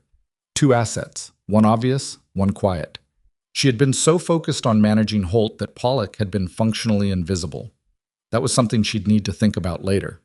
Brassard came back through the door. Ferris and Diaz are en route. ETA to the storage facility, 38 minutes. He looked at Rourke. Federal liaison is being woken up. When we have the drive, this moves to their jurisdiction and we lose operational control, which means we need everything documented and secured before that happens. What about Holt? Claire said. We can't touch him until we have something that places him inside the network rather than adjacent to it. Phone records showing he released the lock and made calls to contractor-adjacent numbers creates a circumstantial case. It doesn't close the loop. The calls from tonight are in process, but the relay makes it slow, and his attorney will move to suppress anything obtained without a warrant, which means we need a warrant, which means we need a federal judge, which means we need the drive. He looked at her steadily. 48 minutes, minimum, before we have enough to hold him formally. And in 48 minutes, he does what? He's still in the emergency department. We have eyes on him. A pause. He doesn't know that the team's failed. He hasn't received confirmation either way. Right now, he's waiting. Claire thought about Holt waiting, about the specific psychology of a man who had spent months building documentation, making calls, operating with the confidence of someone who believed the machinery around him was adequate to the task. He'd sent 2 teams into this building tonight and received silence in return, which from his position could mean success or failure, and he had no way to distinguish between them. He'll try to leave, she said. When the silence gets long enough, he'll try to create distance. My read too. Can you hold him on the premises without a formal detention? Not legally. Not yet. Brassard's expression acknowledged the problem.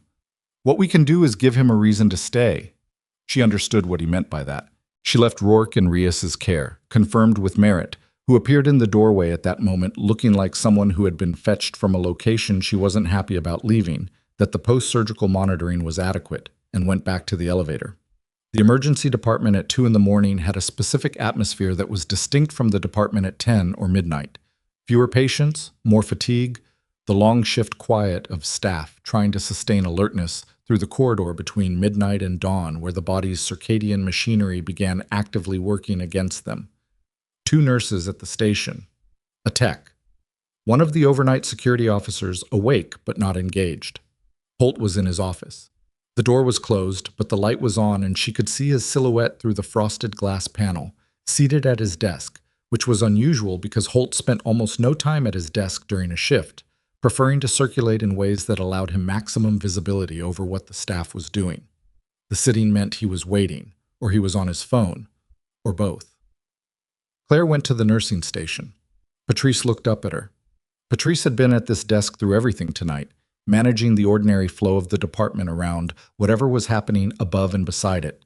And the look she gave Claire was the look of someone who had been paying close enough attention to understand that the shape of this night was not ordinary without having been told any of the specific content. Is he on his phone? Claire asked quietly. Patrice held her gaze for a moment. He's been on it twice in the last hour. Both times he closed his door first. A beat. Third time was about 20 minutes ago. That call was longer. 20 minutes ago aligned precisely with the call Reyes had traced. Patrice. Claire kept her voice low. I need you to go knock on his door and tell him that administration has requested his presence in the conference room on this floor for an incident review. Tell him it's a licensing board requirement related to tonight's events, and they're asking for all senior physicians currently on premises. Patrice looked at her with the expression of someone performing the calculation of what they're being asked to do versus what the possible outcomes are.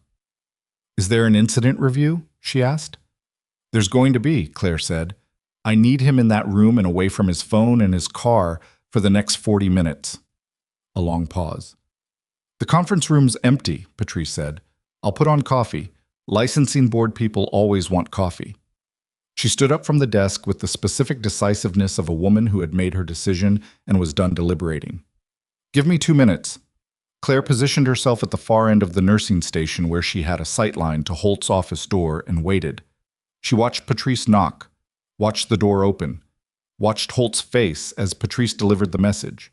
The flicker of something that wasn't quite fear and wasn't quite confidence, the face of a man recalculating in real time. He looked past Patrice down the corridor, a brief scan, and then looked back and nodded. He came out of the office without his coat. That was telling. A man leaving for a routine administrative meeting takes his coat because he intends to return to his office afterward. A man who is planning to leave the building in the next available window keeps his coat on or takes it with him. Holt had left it on the chair behind his desk, which meant either he genuinely believed this was a routine meeting or he'd made the decision that he was better served by appearing cooperative until he understood the situation better. Claire watched him follow Patrice toward the conference room, and then she moved in the opposite direction, toward his office, and she was through the door in 10 seconds. She wasn't searching for evidence. She didn't have the authority to search, and anything she found would be compromised before it reached a courtroom. What she was looking for was something specific, something that didn't require a legal standard of discovery because it was visible in plain sight. His computer screen was active. He hadn't locked it when he left, which was a hospital policy violation, and also the behavior of a man who'd expected to be back in 2 minutes. She didn't touch the mouse. She looked at what was already on the screen. An email. Open in draft, not sent. No recipient address filled in yet. He'd been constructing it and hadn't finished. The body of the draft contained a sequence of numbers that she recognized as a format she'd seen before, in a different context, in a different life. A routing code. The specific formatting of an overseas transfer authorization. He'd been preparing to move money. Tonight. From the building. She took out her phone and photographed the screen, twice, from far enough back that the photograph captured the full context of the office and the desk and the computer, then stepped out of the office and pulled the door behind her to the exact position it had been in when she'd entered. She sent both photographs to Broussard. His response came back in 40 seconds. 2 words. Stand by.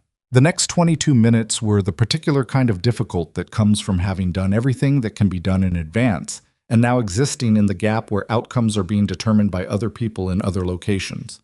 She went back to Patrice's desk. She drank half a cup of bad coffee. Her shoulder had moved from a complaint to a sustained argument that she was going to have to formally address before morning. She thought all about Rourke upstairs, about the drive in a storage unit 40 miles west, about Ferris and Diaz making the drive on wet roads. Her phone went at 2:47. Broussard's voice. We have the drive. Authentication confirmed. Ferris is with the federal liaison now, and they're treating it as a priority asset. They're issuing an emergency warrant package. How long for the warrants? Judge has been woken up. 40 minutes, maybe less. A pause. The draft email, the routing code you photographed.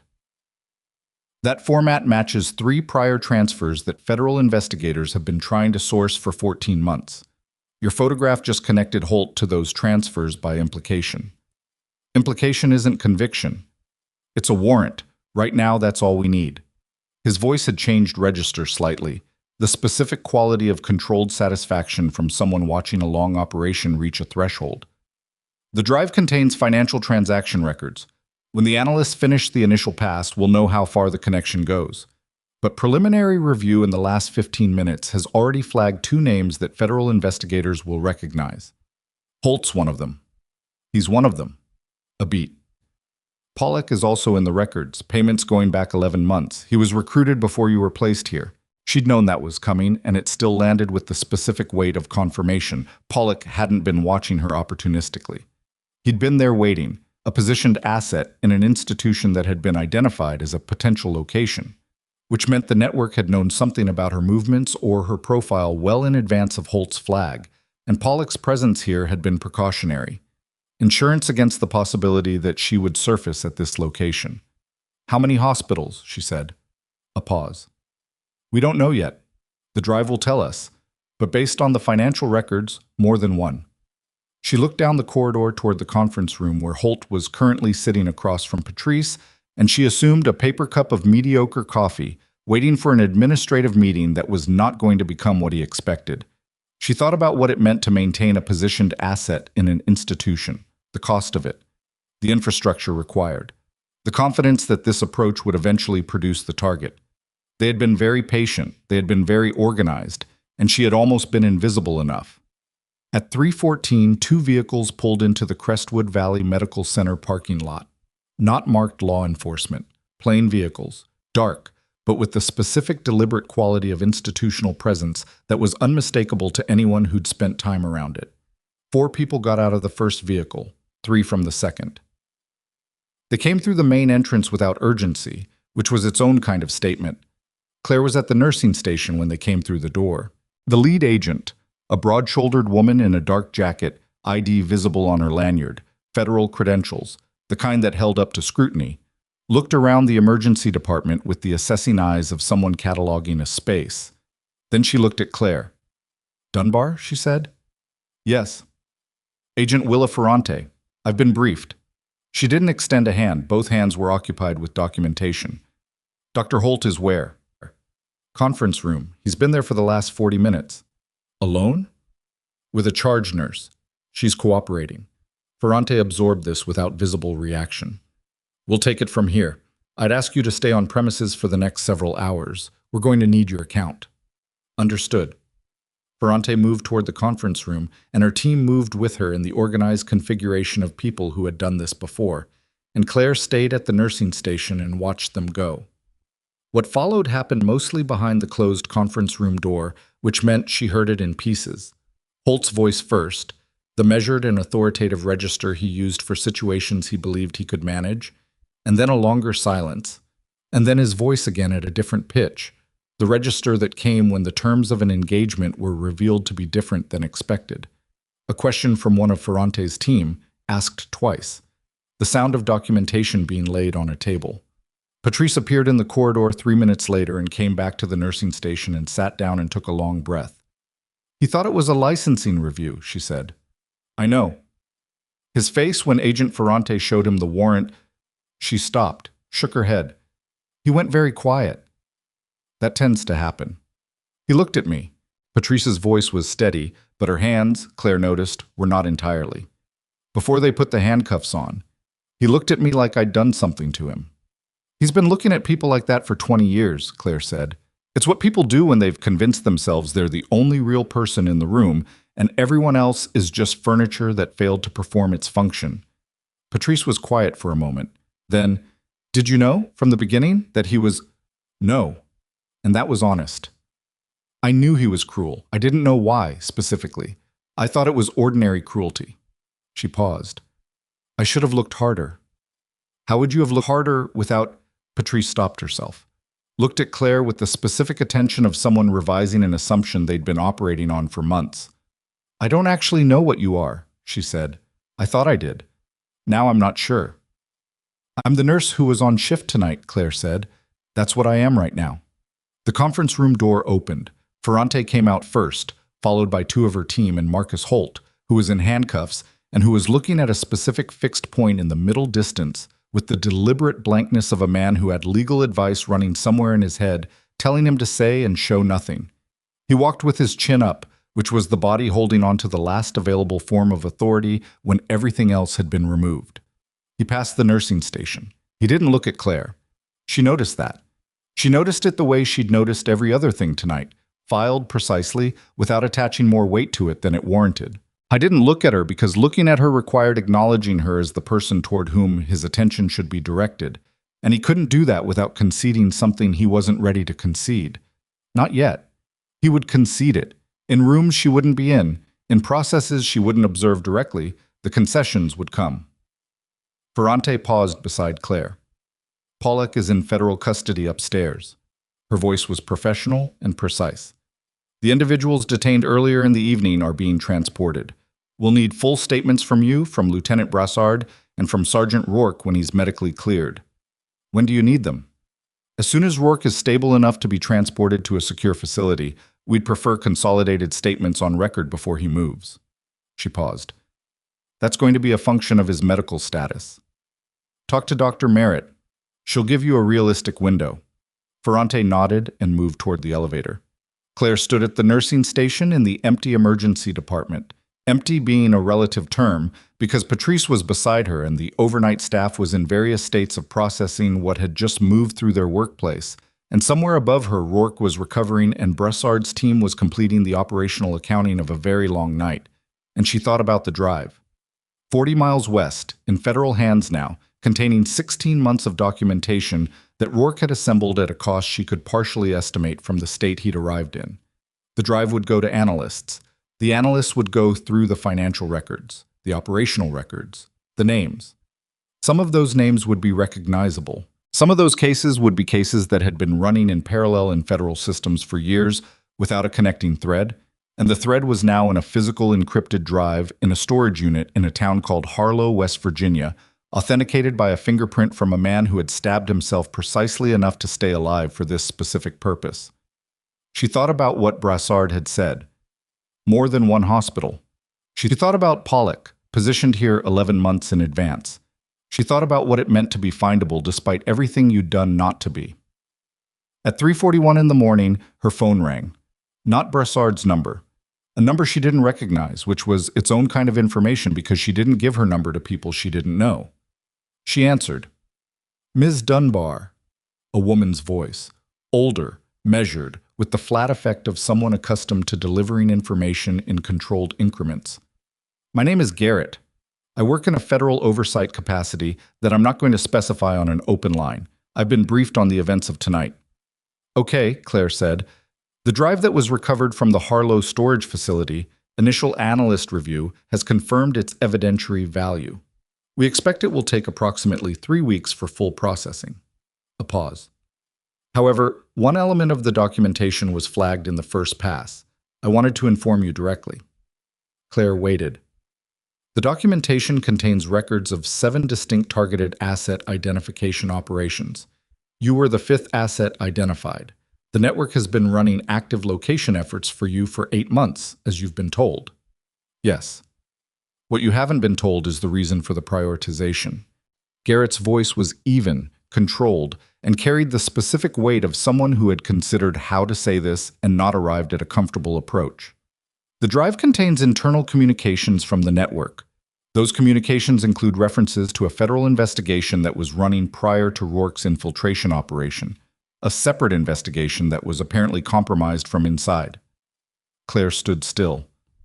The compromise of that investigation resulted in the identification of a protected witness whose location had been sealed at the federal level. Garrett paused. That witness was subsequently located and the case was terminated before trial. Who was the witness? Claire said. Her voice was steady. Her hands were not. Her name was Vera Callahan, Garrett said. She was 23 years old. She'd been placed under protection 18 months ago after providing testimony related to the contractor network's early operations. She was found 8 months ago. 8 months ago. The same timeline as the network's active search for Claire. She's dead, Claire said. Yes. And the communication leak that identified her, the compromise of the federal investigation, is documented on the drive, Garrett said. The individual responsible is named. That name connects to a person currently employed in a federal capacity. The emergency department was very quiet. The overnight staff had dispersed to their various stations. Patrice was at her desk, not looking at Claire, giving her the specific consideration of someone who understood that a private conversation was happening and was respecting that. The person named, Claire said carefully, Do federal investigators know yet? The analyst who flagged it is briefing a supervisor as we speak. The individual is not yet aware they've been identified. And they're still currently active in their position, Garrett said. Yes. Claire closed her eyes for exactly 2 seconds, opened them. Why are you telling me this tonight, she said, before the formal process? A pause. Because the individual named has access to information about the current operation, Garrett said, including the location of this facility, including the status of Rourke's recovery, including, she stopped, started again, including the sealed location of a second protected witness who testified in the same case as Vera Callahan. The silence that followed lasted long enough for every implication of that sentence to fully arrive. Where is the second witness? Claire said. We don't know yet, Garrett said. We're working to locate and secure them. But the individual named on the drive, the compromised federal employee, has had access to the same witness protection records for 18 months. Claire looked up at the ceiling of the emergency department, the fluorescent panels, the ordinary institutional light of a place that was supposed to be safe. When did the analyst flag this? She said. 19 minutes ago. And in 19 minutes, has anyone contacted the individual named on the drive? The pause before Garrett answered was 4 seconds long, and in those 4 seconds, Claire understood exactly what Garrett was about to say before she said it. We attempted to reach the supervising officer who would initiate the contact protocol, Garrett said. He's not responding to calls. What's his name? Claire said. Another pause, longer. Ferrante, Garrett said. Agent Willa Ferrante. Claire was already moving toward the elevator. The elevator was too slow and she knew it before she pressed the button. So she hit the stairwell door instead and took the stairs at a controlled run, because running on a stairwell without control produces falls, and falls produce delays, and she couldn't afford either. Phone to her ear, calling Brassard, getting 3 rings before he picked up. Ferrante, she said. Where is she right now? A pause that lasted half a second too long. She went up to the 3rd floor to coordinate the Pollack transfer. Why? She's the leak. The drive flagged a compromised federal employee with access to witness protection records. Garrett just called me. Ferrante is the name. The silence on the other end was brief and absolute. Kowalski is up here, Brassard said, and she could already hear him moving.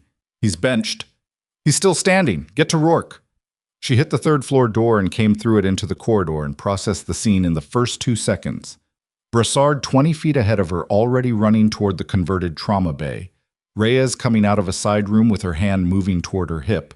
And at the far end of the corridor, near the trauma bay door, Ferrante, standing with the stillness of someone who has just heard something they weren't supposed to hear and is completing a calculation. Ferrante looked at Brassard, then at Claire coming through the stairwell door, then at the door to the trauma bay, which was between her and the stairwell access on the far side of the floor. She made her calculation in about 1 second, and it was the wrong one. She went for the trauma bay. Brassard was faster than Claire had assessed him to be. He covered the distance in a flat run and got a hand on Ferrante's arm before she cleared the doorframe, and what followed was not the controlled takedown of a television procedural, but the actual physics of 2 people who knew what they were doing and were operating at close quarters in a narrow space, which meant it was short and loud and ended with Ferrante against the wall and Brassard's forearm across her shoulders, and Reyes arriving with restraints 12 seconds after it started. Ferrante didn't fight past the initial burst. That was its own kind of information. She'd made 1 attempt, and when it failed, she'd stopped, which was the behavior of someone running a professional calculation rather than a desperate one. She stood with her forehead against the wall and her wrists being secured and her breathing controlled, and she didn't say anything. Claire stood in the corridor and looked at her and thought about Vera Callahan, 23 years old, placed in protection, found 8 months ago. Where's the second witness? She said. Ferrante didn't answer. The drive has your name on it, Claire said. Whatever you don't tell us right now, the analysts will find in the next 48 hours. The question is whether the second witness is alive in 48 hours. Ferrante's jaw moved. Something shifted in her posture. Not capitulation, something more like the specific fatigue of a person who has been carrying a weight for long enough that the moment of setting it down feels less like defeat and more like the end of a sustained physical effort. Safe house in Elkview, she said. Cedarwood Road. The case file has the number. He's been there for 11 months. Brassard was already on his radio. Claire stepped back. Her shoulder was a sustained and serious complaint. Her hands were shaking slightly now, which was the adrenaline finally reaching the end of its metabolic runway, and she put them in her pockets and stood in the corridor of the third floor of a hospital in Dunmore, West Virginia at 3:56 in the morning and let the shaking happen because there wasn't anything else to do with it. Reyes brought Ferrante upright and walked her toward the elevator with the impersonal efficiency of someone completing a task. Ferrante passed within 4 feet of Claire and didn't look at her, and Claire watched her go without feeling the satisfaction she'd expected to feel, because it turned out the apprehension of the person responsible for Vera Callahan's death didn't produce satisfaction. It produced something heavier and more complicated that didn't have a clean name. Brassard came to stand beside her. "Elkview unit is responding to the safe house," he said. "They'll have eyes on the witness in 12 minutes. "Okay." He looked at her, not at her shoulder, not at her hands, at her face, the way people look at someone when they're checking for something they can't ask about directly. "You good?" he said. "No," she said. "But I'm functional." He nodded, which was the right response. She went into the trauma bay to check on Rourke. He was awake. Properly awake this time. Eyes clear, tracking. The anesthetic residue metabolized down to something he could work through. Kowalski was beside the gurney, sitting in a chair with the careful posture of someone managing a headache by not moving quickly. And the two of them had apparently been talking because Rourke's expression when Claire came through the door had the quality of a conversation interrupted rather than a vigil resumed. "Ferrante," Rourke said. Not a question. He'd heard enough through the wall. "In custody." She came to the bedside and checked his vitals on the monitor. Pressure had climbed to 104 systolic, which was meaningful progress. "The second witness is being secured in Elkview." Rourke closed his eyes for a moment. When he opened them, there was something in his face that hadn't been there before. Not relief exactly, which required a certainty about outcomes that this situation didn't yet warrant, but the provisional release of something that had been held at significant cost for a significant time.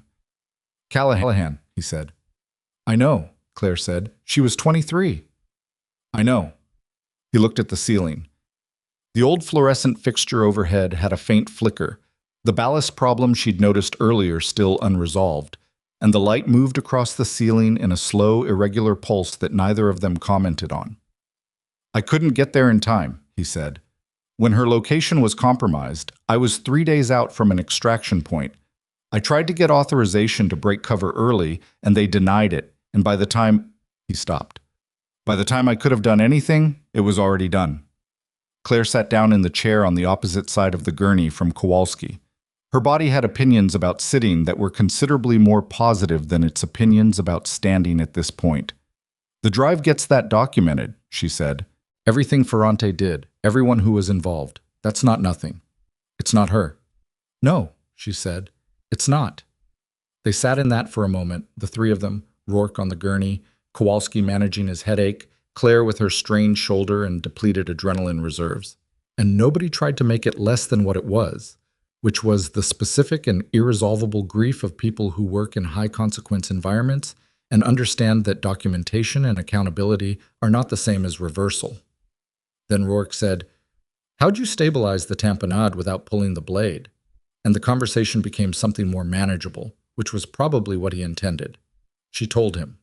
He had follow-up questions, the technical curiosity of a field medic engaging with a problem, and she answered them. And by the time Dr. Merritt appeared in the doorway for the second post-surgical check, the atmosphere in the room had shifted to something that was still heavy but was also functional, which was the best available outcome at 4 in the morning after a night like this one. Merritt checked Rourke's surgical site, adjusted his pain management protocol with the specific caution of someone who'd heard the request for minimal sedation, and was balancing it against what she knew about vascular repair recovery, and declared him stable for federal transfer in approximately 4 hours, which she delivered as a clinical assessment and not a negotiation. 4 hours, Rourke said. Minimum. The repair is holding, but you lost significant volume and the fasciotomy sites need monitoring through the next natural pressure cycle. Argue with me in 4 hours and I'll consider it. She looked at Claire. You need your shoulder looked at. After. It's not a suggestion. I know. After. Merit made the specific expression of a physician who has delivered a clear recommendation to someone who is not going to follow it on the requested timeline and has decided to conserve energy rather than press the point. She left. The next 4 hours were not quiet exactly, but they had the quality of aftermath rather than event. Federal agents processed the detained individuals, the contractor teams from the 2 building incursions, Pollack, Holt, Ferrante, in the organized and unhurried manner of people who understood that the evidentiary timeline was more important than the emotional one. Brassard's team maintained security posture until formal federal jurisdiction was fully established, which happened at 5:22 when a second federal team arrived from the Charleston field office, and the operational handoff occurred with the brisk paperwork efficiency of institutional machinery engaging its proper gears. Claire gave her statement in the conference room at 5:45, seated across from a federal investigator named Tomas Wicker, who had the patient, attentive quality of someone trained to listen for the specific detail that changes the shape of a narrative. She told it in sequence, without editorializing, and Wicker asked clarifying questions that told her he had already spoken with Brassard and was cross-referencing timelines rather than building from scratch. It took 1 hour and 12 minutes, and her coffee went cold before she was halfway through it, and she drank it cold because there wasn't time to get more. When she was done, Wicker looked at his notes for a moment and then looked at her. "The original Bay 1 stabilization," he said. "Your assessment of the wound pattern. The decision not to remove the blade. If you'd made a different call there, Rourke dies in the bay and the drive stays in the storage unit," she said. "Yes." "How long did it take you to read the wound presentation and make the decision?" She thought about it honestly. 4 seconds? Maybe 5. Wicker wrote something down. "Most people in that position, even experienced trauma nurses, would have defaulted to the extraction protocol. Most people haven't seen that wound pattern before," she said. "And most people in that position were being told by the chief physician to step back. The path of least resistance was to let him handle it. But you didn't." "No." He looked at her steadily. "Why not?" She thought about this for longer than she'd thought about the wound assessment. It was a better question. "Because the patient asked me not to," she said finally, "and he had a reason, and I could see the reason in the wound." She paused. "Sometimes the right call is obvious once you let yourself see it clearly.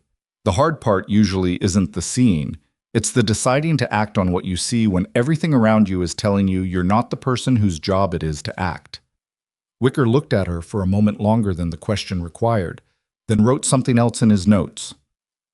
At 7:15, Rourke was transferred to a federal medical facility in a vehicle that arrived without announcement and left the same way. He was awake for the transfer, and he gripped Claire's hand before they moved him to the transport gurney, not with the desperate grip of the first night, but the deliberate grip of someone making a choice about contact. "Thank you," he said, "not for the medical, well, for the medical, but for the other thing. The not pulling the blade. The not pulling the blade." He looked at her with the focused clarity of a man who had surfaced from something and was cataloging what remained on the other side. "What are you going to do now?" It was a real question. She could tell by the way he asked it. Not conversation, not pleasantry, the genuine inquiry of someone who understood that her situation had changed tonight in ways that were not fully calculated yet. "I don't know," she said. "That's probably the right answer," he said. They moved him out. Marcus Holt's arrest became a matter of public record at 8:40 in the morning when the federal court processed the warrant documentation and the charging information was entered into the system. Claire didn't learn this from the news. She learned it from Patrice, who came to find her in the staff break room where she was finally getting her shoulder properly assessed by a PA named Gunderson, who had an expression of professional disapproval that Claire had decided to accept as her due. "It's on the hospital's internal bulletin," Patrice said, phone in hand. Facility director sent an all-staff communication. "Holt is being charged with federal conspiracy, unlawful disclosure of protected information, and 2 counts of accessory." She looked up from the screen. "They suspended his medical license pending investigation." "Pending," Claire said. "It won't stay pending." "No," Patrice agreed. "It won't." Gunderson finished taping Claire's shoulder, partial ligament strain, the formal assessment. Nothing torn through but significant soft tissue damage that was going to make itself known for the next several weeks in ways she'd be unable to ignore. and gave her a list of recommendations that she listened to with the earnest attention of someone who intended to follow some of them. The hospital was different that morning, not dramatically. The patients were the same, the equipment was the same, the overnight desk had transitioned to the day shift with the usual handoff fatigue. But the staff moved differently. There were conversations at the nursing station that wouldn't have happened the day before, nurses talking to each other with a directness that the previous month's atmosphere had suppressed. One of the overnight techs, a young woman named Ferris, who had been at Crestwood Valley for 3 weeks and had spent most of them making herself small, asked Patrice a direct question about a protocol issue, and Patrice answered it without the slight defensive tension that had been the default register of staff interaction under Holt's management. Small things. The kind that don't show up in incident reports or administrative assessments. The kind that only accumulate into something visible over weeks and months, when the space someone occupied with their specific gravity stops exerting its pull. Claire sat in the break room after Gunderson left and drank coffee that was better than the previous 2 cups, and thought about gravity. She thought about the 17 women in Holt's personnel file, the ones who had been documented out, performance reviewed into resignation, written up with the methodical consistency of a man who had learned what paper trails could accomplish. She thought about the ones who had stayed and absorbed it. She thought about the drills, the kneeling positions, the theatrical humiliation dressed in the language of safety protocol. She thought about Vera Callahan, 23, in a safe house that had stopped being safe. There was a temptation, in the aftermath of nights like this one, to construct a narrative in which everything that happened was moving toward a purpose, in which the hiding and the enduring and the counting ceiling tiles had been strategic patience rather than survival, in which the outcome justified the cost. She understood the temptation. She'd seen it in other people, the way they reached for meaning to metabolize trauma, and she didn't judge it. But she also understood, sitting in the break room at Crestwood Valley Medical Center with taped shoulder and 4-hour-old coffee, that Vera Callahan's death didn't become less wrong because the drive had been recovered. The network's exposure didn't retroactively alter what it had done. And her own 4 months of invisibility had been exactly what it looked like. A person trying not to be found, not a strategist running a long game. She'd been surviving. The fact that surviving had ultimately contributed to something larger didn't redeem the experience of it. It just meant something had been built on top of it that hadn't been there before. That was worth something. It wasn't worth everything. At 10:30, Brassard found her in the break room. He looked like a man who had been awake for a very long time and was running on the institutional momentum of an operation that had reached its accounting phase. He sat down across from her without asking, and poured himself the last of the coffee without asking about that either, which she found she didn't mind. "Elkview," she said. "Witness is secure. Has been since 4/18. He wrapped both hands around the cup. "His name is Ford. He's been in that safe house for 11 months. And he didn't know until last night how close the network had gotten to locating him. He knows now. He knows now." Brassard looked at the table. Ferrante had been building a parallel location effort on him for the last 6 months. If the drive hadn't surfaced when it did, how did she get away with it for so long, Claire said. "She was good at the job that provided her cover," he said. "That's usually how it works. The people who do this successfully for extended periods are genuinely competent in their legitimate roles. It makes the deviation harder to see." He paused. She made one operational mistake. She positioned herself too close to tonight's response because she needed to know what was on the drive before federal analysts got to it. If she'd stayed removed, kept her distance, she might have had another day or 2 before the trace reached her. She wanted to be in the building.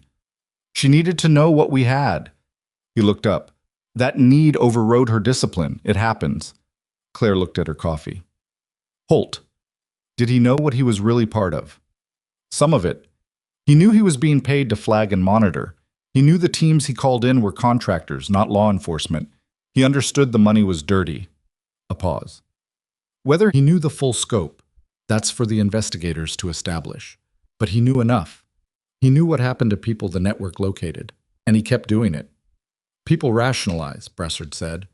It wasn't a defense, just an observation about how people worked, the kind of observation you arrived at after watching enough of them. They sat in silence for a while, which was comfortable in the specific way that silence between people who have been through something difficult together can be comfortable, the absence of the need to perform. "What happens to the network now?" she said. The drive is currently being processed by a 12-person analyst team. The institutional connections Rourke documented. Federal investigators have been waiting for a thread into those for 3 years. This is more than a thread. He paused. It's going to move slowly. That's the part that always frustrates people who weren't involved in how the evidentiary chain was built. The arrests will come in stages over months. Some will be public and some won't be. And the people who were targeted? Case by case. He looked at her directly. Your file is going to be reviewed. The original circumstances of your placement in civilian life, the reason for the network's interest in you, there are people who want to understand that picture more completely. She'd expected this and had been not thinking about it for several hours, which was its own kind of thinking. There are aspects of my background that were sealed at my request, she said carefully. I know. I sealed them for reasons that were valid at the time and may still be valid. I know that too. He held her gaze. Nobody is going to unseal anything without your consent. What I'm telling you is that there are people, institutional people, oversight people, who would like to have a conversation about the landscape, about what you know, what you've seen, what your experience in the last 4 months has revealed about the network's methodology. He paused. That conversation is an offer, not a requirement, and it comes with certain considerations attached. What considerations? Your record. There are entries in your personnel file at this hospital that are Holt's file building produced a documented record of inadequacy that's going to follow you in the civilian system unless it's formally addressed. The institutional people who want the conversation have the capacity to address it. He said it plainly, without making it sound like a transaction, which she appreciated. They can also offer something more substantive if you're interested in more substantive. What's more substantive? There's a training program, he said. Federal level, joint civilian military. Advanced trauma medicine for field practitioners, medics, combat nurses, forward surgical teams. The program has been running for 4 years and the lead instructional position has been open for 8 months because the person who held it retired and nobody has found an adequate replacement. He looked at her. The program director asked me, about 6 months ago, to keep an eye out for someone with the specific combination of civilian clinical experience and field trauma background that the position requires. He paused. I wasn't looking for you for 8 months only because of Rourke's operation. Claire sat very still. You've been running a personnel search, she said. I've been watching for the right person. He didn't apologize for it. Tonight confirmed what the file suggested. She thought about this. She thought about what it meant to be seen, not the exposure of being found by people who wanted to use her location against her, but this other kind of seen, the kind that required paying attention to what someone was actually doing rather than what they were supposed to be doing. She thought about Gunderson's tape on her shoulder and the 4 months of ceiling tiles and the break room coffee and Patrice's face at the nursing station and Vera Callahan at 23. She thought about what she was, under the scrub cap, and the 4 months of deliberate smallness. Not what she had been, what she still was, demonstrated empirically over the course of one night in ways that couldn't be undismantled. I want to think about it, she said. That's all I'm asking. He stood, she stood. They walked out of the break room and into the emergency department, which was running its morning rhythms. Day shift fully on, the overnight fatigue dispersing, the particular energy of a department that was trying to reestablish its normal after an abnormal night. The facility director had called an all-staff meeting for noon. The state medical board had been notified. HR was already processing the preliminary documentation on Holt's 17 personnel actions. Things that moved slowly and were already moving. At 11:40, Claire was at the nursing station helping Patrice with the shift handoff documentation. The ordinary paperwork of an ordinary department that happened to have had an extraordinary night. When a young woman in day shift scrubs came through the ambulance bay doors and stopped at the desk and looked at Claire with the specific uncertainty of someone who has been told something and isn't sure how to respond to it. Her name tag said WRN. She was maybe 24. She had the slightly overwhelmed look of someone in her first year in the department. Are you Dunbar? She said. Yes. I was just hired. I started 2 weeks ago. She looked at her hands, then back up. Dr. Holt put a notation in my file after my first week, said I lacked situational awareness and was demonstrating early markers of clinical unsuitability. She said it the way you say something you've been trying not to say for 2 weeks, all at once, slightly too fast. I looked it up this morning, after the announcement. I looked up what that notation means for my licensing track. It goes into your professional development record, Claire said, and it follows me. It does. Claire looked at her steadily. But Holt's notations from the last 18 months are under formal review now. Every personnel action he took is being examined. His documented history of targeting female nursing staff is part of the federal case. She paused.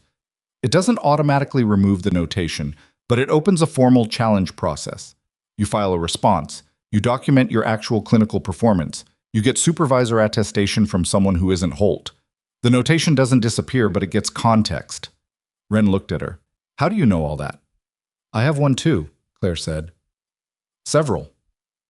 Something in Wren's face shifted. Not quite relief. The situation wasn't resolved enough for relief. But the particular shift of someone who has been carrying something alone and has just discovered the weight is shared. Can I ask you something? Wren said. Yes? How did you... She stopped, tried again. He made me feel like I was imagining it. The drills, the way he talked to us, the way he documented things. I kept thinking maybe I was reading it wrong. Maybe I wasn't good enough and he was just doing his job. Claire looked at her for a moment. The break room, the ceiling tiles. 4 months of deliberate disappearance into a version of herself that was small enough not to be seen. You weren't imaging it, she said, and that distinction matters. What he did was designed to make you doubt your own perception, because doubt keeps people from acting. If you'd been imagining it, the doubt would have eventually resolved in his favor. It doesn't. It accumulates. She paused. Trust the accumulation. Wren nodded slowly. The overwhelmed look was still there, but something underneath it had steadied. Thank you, she said. File the response, Claire said. Document everything you remember. Dates, specific language, witnesses, if there were any. Do it while it's current. She looked at the girl directly. And don't make yourself small because someone told you to. It costs more than it saves. Wren went to find a desk, and Claire went back to the handoff documentation and didn't make anything of the moment because it wasn't a moment that required marking. It was just information passed between one person and another, the way information travels when the conditions for it are finally right. 2 days later, the facility director called a formal all-staff assembly in the hospital's largest conference room, the one used for annual training that was always slightly too cold and slightly too crowded and always ran 20 minutes long. The room held the nursing staff, the day and overnight techs, the residents, the attending physicians who remained after the events of the previous 48 hours, and a hospital administration that was visibly in the process of recalibrating its sense of its own institution. The facility director, a cautious man named Ellsworth, who had the bureaucratic instinct for appearing neutral until neutrality became untenable, spoke for 12 minutes about institutional values and the review processes underway and the steps being taken to address personnel actions under Holt's tenure. He used the word accountability 5 times, which was 2 more times than it needed to be used to be sincere, and 3 fewer times than it would have needed to be used to be performative. Then he looked at Claire, who was standing at the back of the room because she had arrived late from a consult on the 2nd floor, and all the seats were taken. And he said that the events of the previous night included actions by a member of their clinical staff that had directly preserved the lives of multiple individuals and contributed to a federal investigation of significant scope, and he wanted to acknowledge that formally and on record. The room turned, a lot of faces at once, looking at her. It was uncomfortable. She stood with it. Patrice, seated in the 3rd row, caught her eye and held it for a moment with the specific expression of a woman who had been watching clearly for a long time and was satisfied with what she was currently observing.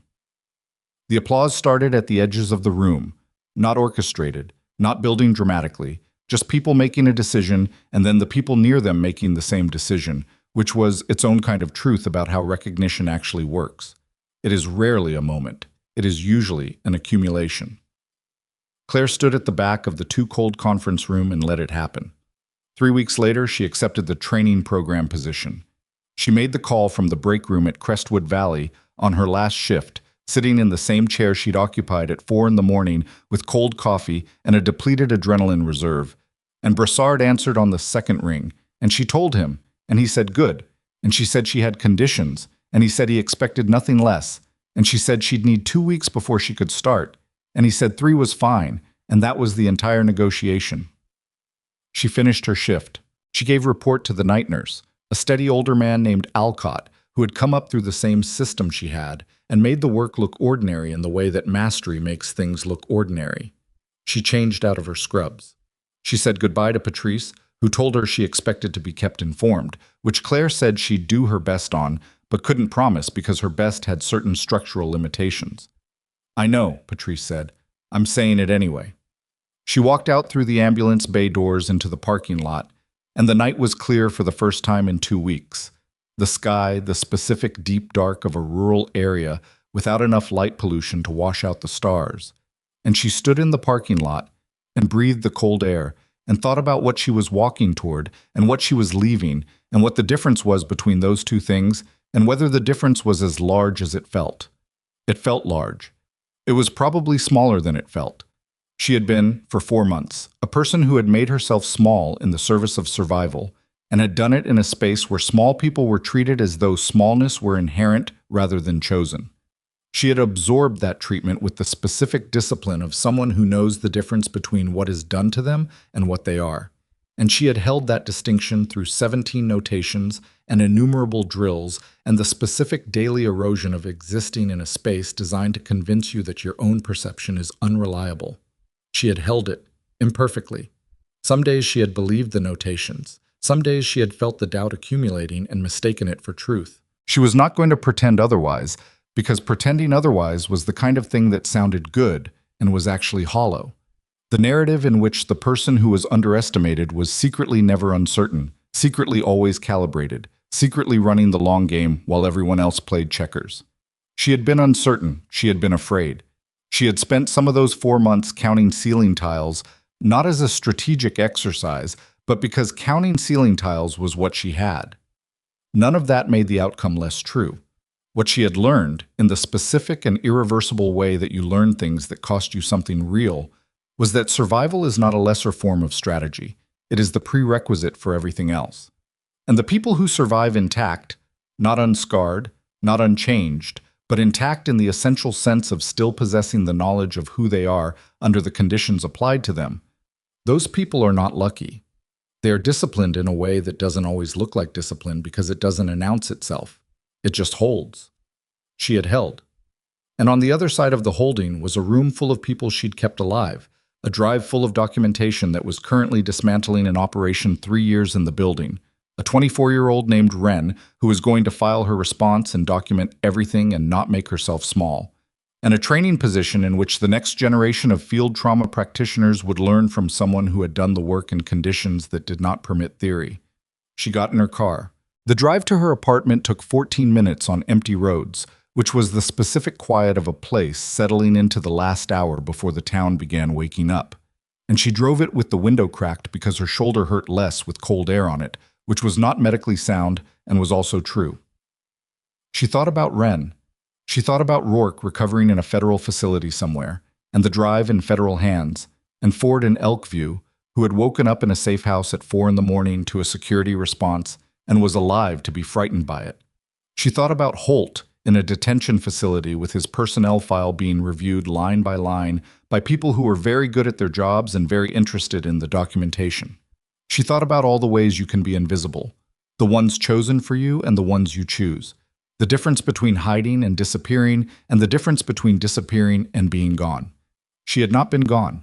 She had been here the whole time. The apartment was quiet and cold in the way of a place that had been empty for a long shift, and she turned the heat up and sat on the couch with her jacket still on and thought about the training position and what it would mean to teach people to keep other people alive in the conditions where keeping people alive was the difference between an operation that succeeded and one that didn't. She thought about what she would tell them beyond the technical content, beyond the wound assessment and the pressure dressings and the tamponade protocols that she could teach in her sleep. She thought she would tell them this: the moment you're most likely to get it wrong is not when the situation is most difficult. It's the moment just before, when someone is telling you that you're not the right person for what's being required. That's the moment the doubt arrives. That's when the ceiling tiles become available. And the work, the real work, underneath the clinical work, is knowing that the doubt is not the truth. That the voice saying you're not equipped, not qualified, not the one is not an accurate assessment. It's a condition of the environment. transmitted through the people who benefit from your uncertainty. The technical skills can be taught. The willingness to act on what you know when everything around you is arranged to make you doubt what you know. That's harder. That's the thing she would spend the next phase of her working life trying to give people. She didn't know if she'd be good at it. She expected she would be better at some parts of it than others. She expected she would be surprised by what the teaching required, and frustrated by what it couldn't accomplish, and occasionally moved by something she didn't predict. That was fine. That was what work looked like when it was real. She fell asleep on the couch with her jacket on and the heat running, and she didn't dream, and in the morning the shoulder was worse and the coffee was good, and the training program's director called at 9:30 to confirm her start date with the particular brisk warmth of someone who had been waiting for this call longer than 3 weeks. "We're glad you said yes," the director said. "I'm glad too," Claire said, and meant it in the specific, undecorated way of someone stating a fact that doesn't require elaboration. Outside, the morning was clear. The kind of clear that follows several weeks of rain, when the air is cold and the light is direct and everything looks exactly as far away as it actually is. There are women in this world who are told, daily and by 100 small mechanisms, that their knowledge doesn't count until someone else validates it, that their experience is insufficient until it's confirmed by a room that wasn't built for them, that their perception is suspect, their confidence is arrogance, their survival is luck. And there are women who absorb all of that and hold it somewhere behind the sternum and keep going anyway, not because they've been convinced the voice is wrong, but because they have learned, through the accumulation of their own evidence, that what they know is more reliable than what they've been told about what they know.